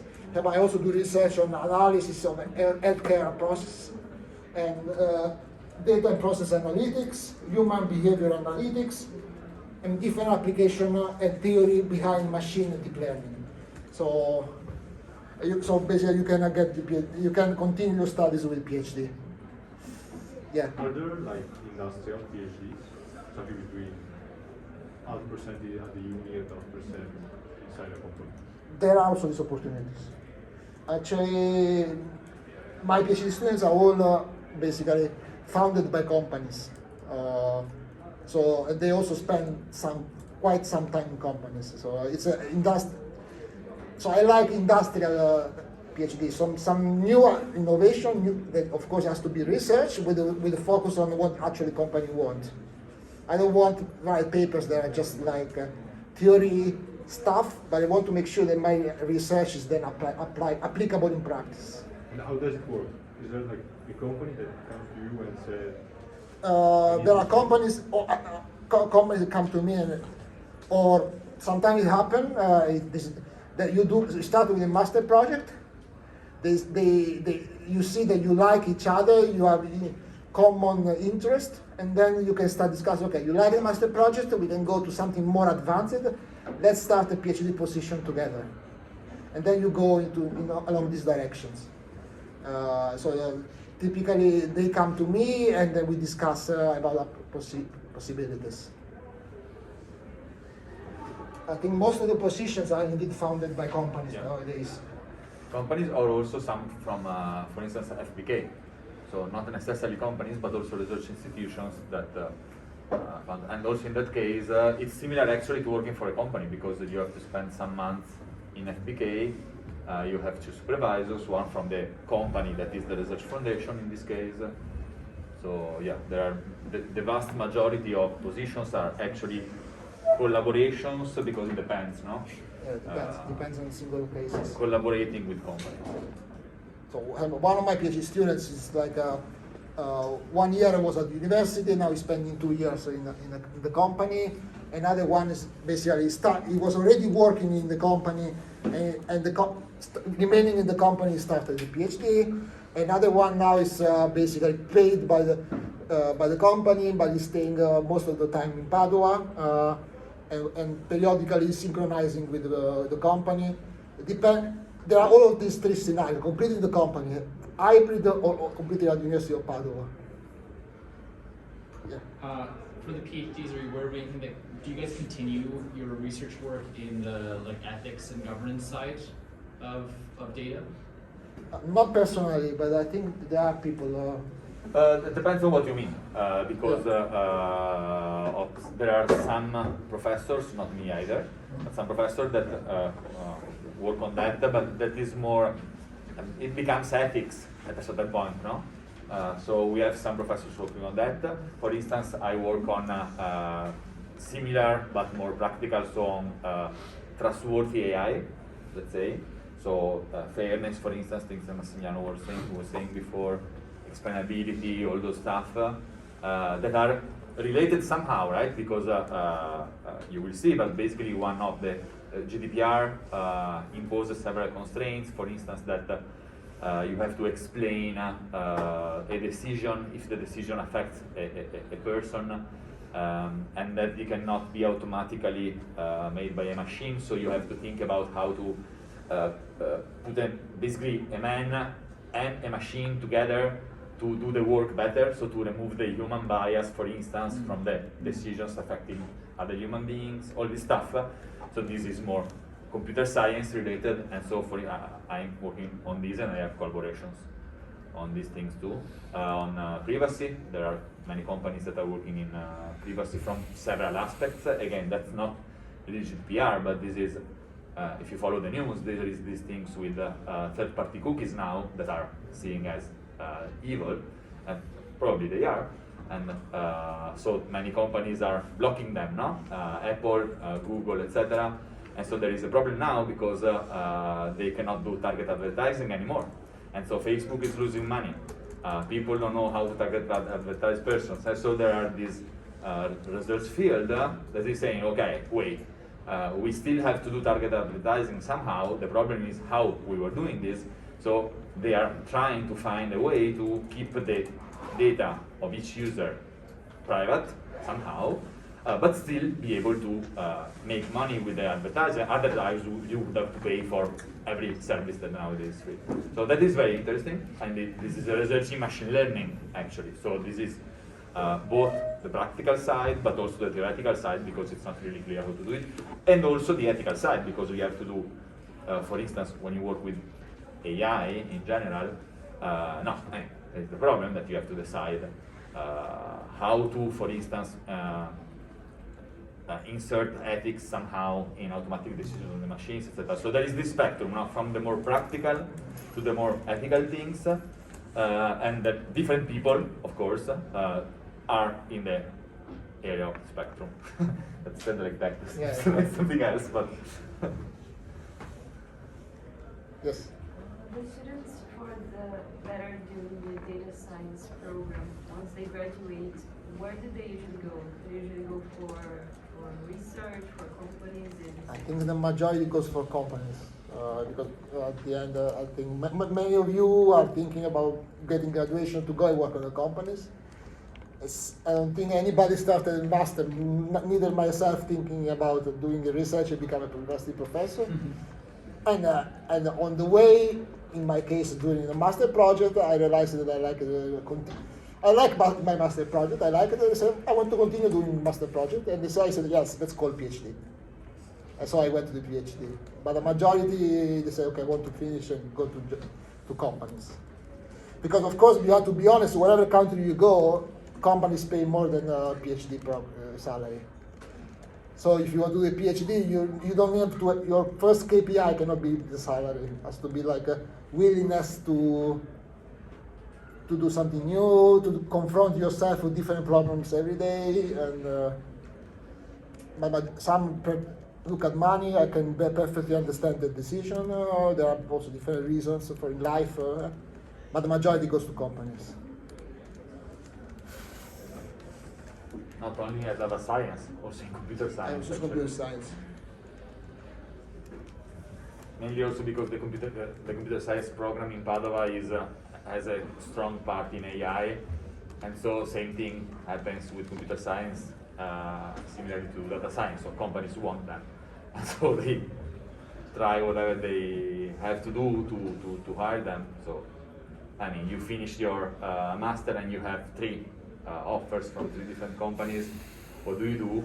Either you like to do research, that's, I mean, also what I did, or if you like money, and everybody likes money. I mean, of course, the offers that you get right after you graduate, but I think this is true in general. These are not things that makes you rich, of course, but you start working in companies, and so you start your career. What kind of support is there from a visa perspective for bringing families? So like if I have a wife or kids abroad right now, and I choose to stay for my PhD, is it, how would you rate it, easy, medium, difficult to bring family to I've asked also, as a support, we have an office in Padova that take care of visa applications for all of you. As any other students in Padova, there is an office. They go to the police, they apply for you, and then you only have a certain point to go and do some forms, but there is an office that takes care of the procedure. I ask this question because you're not the first one. I must honest to say that the answer is very difficult. And I'm speaking not so much for during the program, but after the program, like just generally. I think the fact that it's difficult is about that because you have to show that you can subsidize them. Mm-hmm. You can pay, you can support them financially. Yeah. So if your job, your salary is sufficient, then they will be for sure able to join. Mm. But of course, if you have 1,000 of the scholarship and you want to bring your family along, they will not get a visa. That's what they told me. But the same happened here, the same happened in Brussels. This is European. These numbers are European numbers. But if you work, then it's easy. And I think there is I'm sure about actually because I also asked them, if you graduate in Italy, you can apply for 1 year looking for job visa. Even if you don't have a job, you can still be in 1 year because the idea is that you look for a job. Yeah. But this is not a problem. You find a job before. Just maybe coming back to facilities, you mentioned that you have like it's the 800th anniversary. How do the buildings look from an infrastructure perspective? Like we've dealt with, I mean, my personal opinion with ULB is like they have got issues. It's old buildings with old infrastructure. That it might look beautiful from the outside, but it's not very comfortable on the inside. How would you describe Padova from that perspective? What I think the building which you are going to be, which is our department, that's new. It's 2000, I think, 2000 something. So there you don't have problem. However, I think that the VOM is the oldest one for sure, because it's the central one, and the, I mean, of course you see that because you go visit, no, in Bodø is so. Go to the boss slide, please. But that So one, there is you this- can only have a good. Okay, there is this building that when you see it's beautiful because it was the central. This one, right? This No, this or university. this. This one. Yeah. This is inside one of the gardens inside, so it's old because it's old, but they actually do classes there, and so everything is. I mean, there are norms of safety, etc. So everything actually is fine. I did a couple of talks there, and things are good. In any case, you are not going to. I mean, you can go visit there, but all of your classes are going to be in that building that is less than 20 years old. So.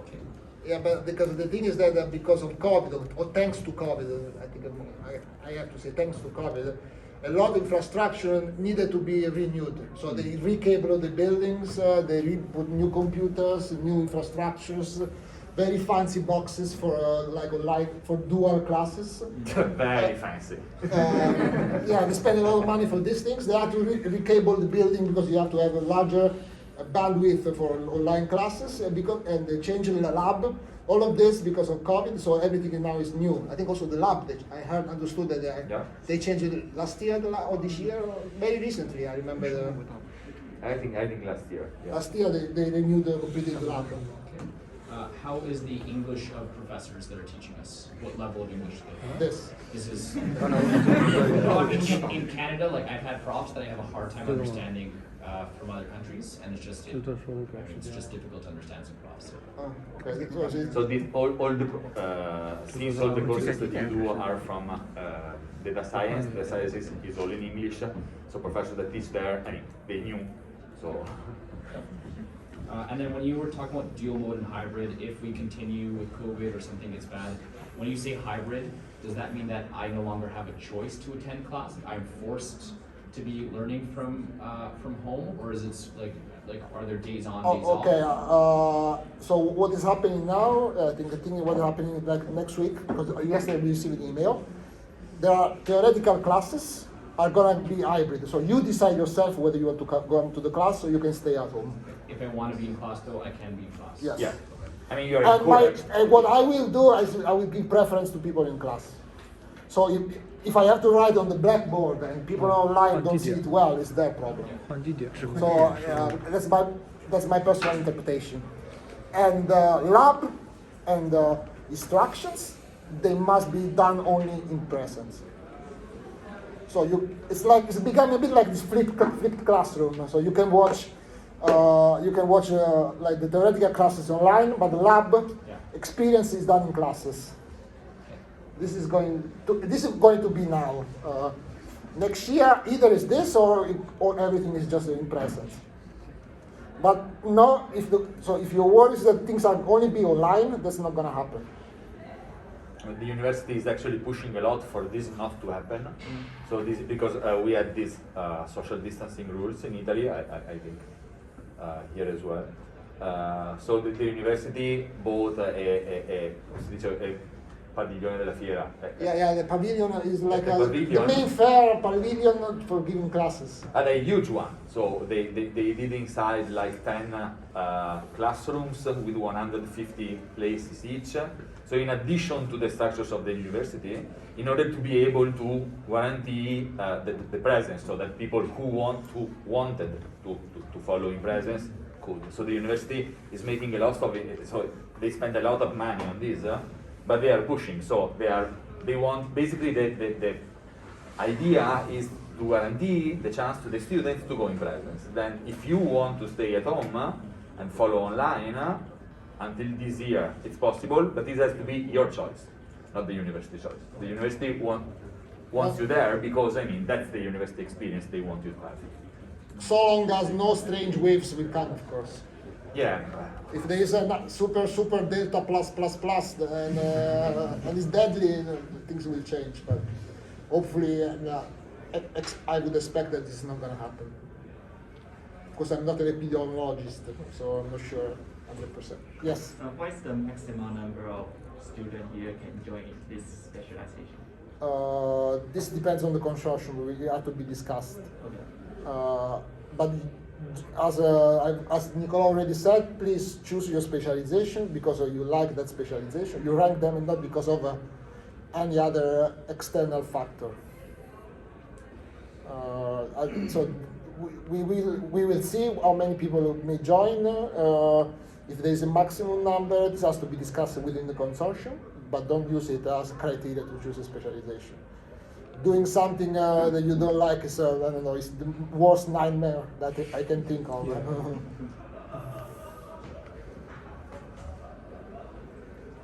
More questions? Don't remember. I think it was basically almost over. So we talked about the courses, the scholars, the master project that can be inside or like research oriented to aim at the paper at the end, or within the company. Or actually sometimes I have also hybrid stuff. You go to the company by so innovative that you can write the paper, so this is also possible. Then if you like, you can continue with PhD. Of course, you have to go through a competition, and it's not like you automatically go, it's a hard competition. But there are also some interesting facilities the university offer. We are not yet reached to this point. So our regional agents guarantee you accommodation. So for sure you have an apartment. It's probably in a house in a university dormitory. So we will give you one. Of course, you can go to the private market, this website, Housing Anywhere, if you want something else. But of course, market outside current days is very complicated. It's very hard to find outside.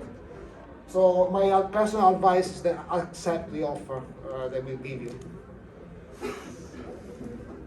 When you arrive in Padova, you will be assigned a buddy. There will be a senior student.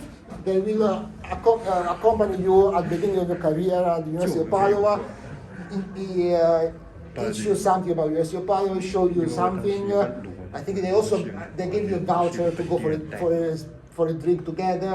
I think these kind of things. Of course, the students they do for free because they like to meet international students, so they're also eager to be with you. As I said, there is a language course at the beginning, free of charge, and there is this SAUS, this servizio accoglienza ospedaliera, so it's for asking for a visa. So they will basically provide you all the assistance on immigrants related aspects. So they will also apply for the visa for you. They have a special track inside the Italian police for your visa, so they will facilitate this. University of Padova actually has one of the strongest or the best psychology faculties in the world. I think it's ranked among the first 20. It's very hard. Best in Italy, one of the best in the world. And there are possibilities if you have issues with integration, or you can go to get psychological assistance. So you will be assigned a psychologist. You can go and have sessions with psychologists, and this is all free of charge. They are very good. I don't know the students, but I know the professors that do this, and they say that actually it's useful, and students really use it. Even employees, I think, can use it. And it works, and people really use it, and free of charge. And then you also have some tutoring that help you during all the procedure in the career to manage time to learn all this. And I will be here at your disposal every time. We will have periodical meetings. You will exchange experience. I will try to get feedback to improve, and so on and so forth. As I said, there is this University Language Center. Then you can learn Italian, but if you like, I think it costs. So Italian courses are free. The other, I think, costs €140 per course. You can learn English, French, German, Spanish, Russian, Arabic languages. They cost €140 per course. Then, of course, there is the University Sports Center. Some activities are amateur. Some are actually for real, very professional. So there are even, I think they say you told me that in rugby. Rugby, yeah. In rugby, they are in the top in the A League in Italy. So But there are also, of course, stuff for amateurs, not only professionals, and you can join them. And there are, of course, the student associations, there are student networks, there are some events, multi-language theater groups, all the way in to make sure that you as a foreigner, you don't feel lonely when you arrive to Italy and you feel part of the society. And they are really helpful on this. Living cost, we started discussing about this. Those rooms I'm talking about, and in general rooms in Padova are between 350 450 per month. Grocery shopping, this is numbers that the University of Padova provided me with, is 250 per month. Unless you buy the super fancy one every week and these kind of things. If you have a normal life, this is what it is going to cost, €250 per month. Canteens are subsidized, so part of the price is actually paid by the university, so the price is like $4.20, $5.20, $5.70 per meal. And the difference depends on your family income. So at a certain point you will be asked to provide your income, and depending on this, the price of the canteen will change. So you will get a QR code, and every time you go, you beep this code and it tells you how much you have to pay for 3 courses meal. So yeah, appetizer, first dish and second dish, Italian way, with 3 primo piatto, secondo piatto, antipasto, these kind of things. And that's the price. Or pizza, I think they also do. Yeah, there's I never tried, but there's also coffee. Also Very coffee is important. included. Wine? No wine? There used to be beers. There used to be, but they had to remove it. Oh, wine. There was wine. Both beer and wine. Well, that makes my decision then. No, but they had to remove it because it has gone out of Control. I mean, wine was bad though. For that price, you cannot pretend to have good wine. The income that is evaluated, is it the income that we're receiving now, for example, the scholarship, or how is it evaluated? I think it includes the scholarship. Like it's for the previous year, for example. Yeah, it's based on. I think it's not only income, your belongings. I don't know if you own a house. It's a more complex things. It's about your income and your belongings. But the price is still. But consider, yeah, so that thing for let's say students in the university, that things are used for scholarships, etc. Since you're already in this program, basically for you that changes that price that you pay for the canteen. So in the worst case, it's gonna be $5.70 for a 3-course meal. I think these numbers are also considering that you also have a scholarship. So these numbers were provided me by international office, consider that you have a scholarship. Other questions?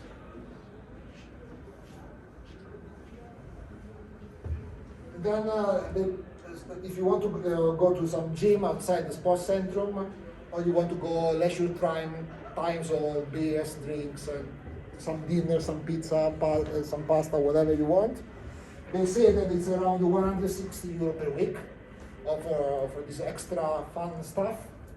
All together, we're talking about €760, €860 per month. How is that 160? yeah, in fact, I was complaining about that as well. So if you go to a normal gym, for instance, you pay 35 if you do the monthly. Yeah. So basically, that considers that you drink 100 euros per week. I mean, it's going to be true, but That's true. Yeah, but it's a bit more expensive here. So to be honest, I think But the prices there are between the Belgian prices and in between. So Belgium is more expensive than Italy. Spain, my impression is that cheaper than Italy. Italy is in between, except of course for. if you drink spritz, that's not true. Spritz is cheaper in It's Padova. 350, right? The good spritz. Like here, I think it's 600 definitely euros. more. But yeah, they drink other stuff. You don't know spritz? What is it? Come on! It's a drink. It's Aperol not. spritz. You don't know Aperol spritz. Don't worry, we'll take care of it. So there is this is very famous actually in Europe. So notice I've seen so yesterday going around here I've seen at least 4 bars with spritz written in big. It's a cocktail that recently has been publicized a lot. So it like in America you find that in New York everybody has spritz apparently. It's considered as a cocktail, so usually you pay the price of a cocktail. So I don't know, here maybe €6 for a cocktail around here. But that's a drink from Padova, actually. So in Padova, traditionally it used to cost €2. Now with the inflation and everything, you can spend. It depends if you stay in the university area, you spend $2.50 more or less. If you go to more fancy bar, you spend $3.50. But still, it's because it's not considered a cocktail per se. It's considered something that you drink. It's mandatory stuff. Yeah. So you don't know what it is. So it is Aperol, you know, mixed Aperol mixed with Prosecco wine and a bit of Prosecco. Come on, it's clear that you're not from Padova. So traditionally it's with still white wine and salt. Yeah. Or you can do the version with Prosecco that's already sparkling. and a bit of soda. It's typical from there. We have to add a slide of this. Yes, next year I will put a slide of this. Or I bring some samples.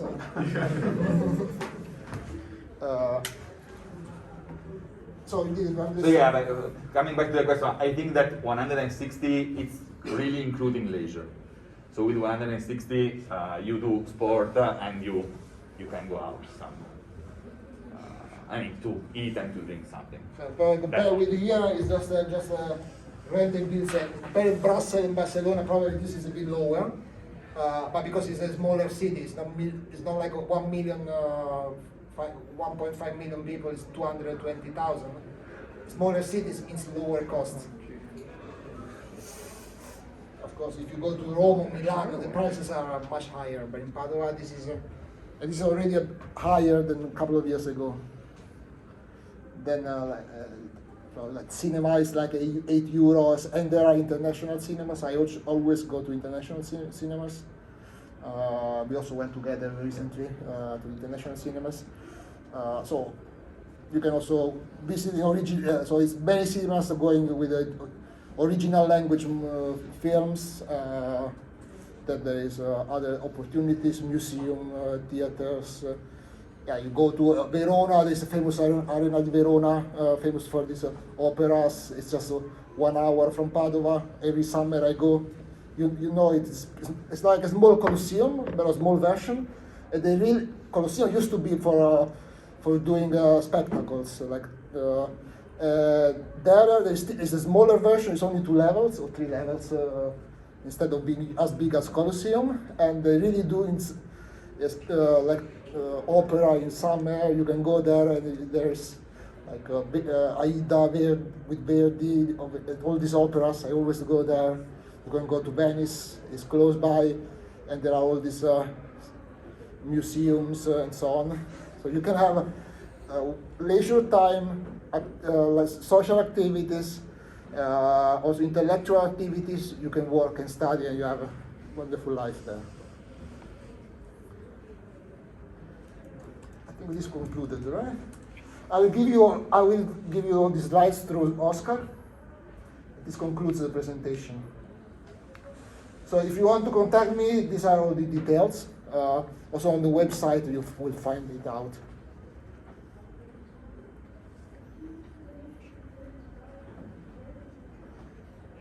More questions? Any other curiosity you want to learn of, or wonders? Okay, then we finish like here, like this. Thank you for your time. Thank you.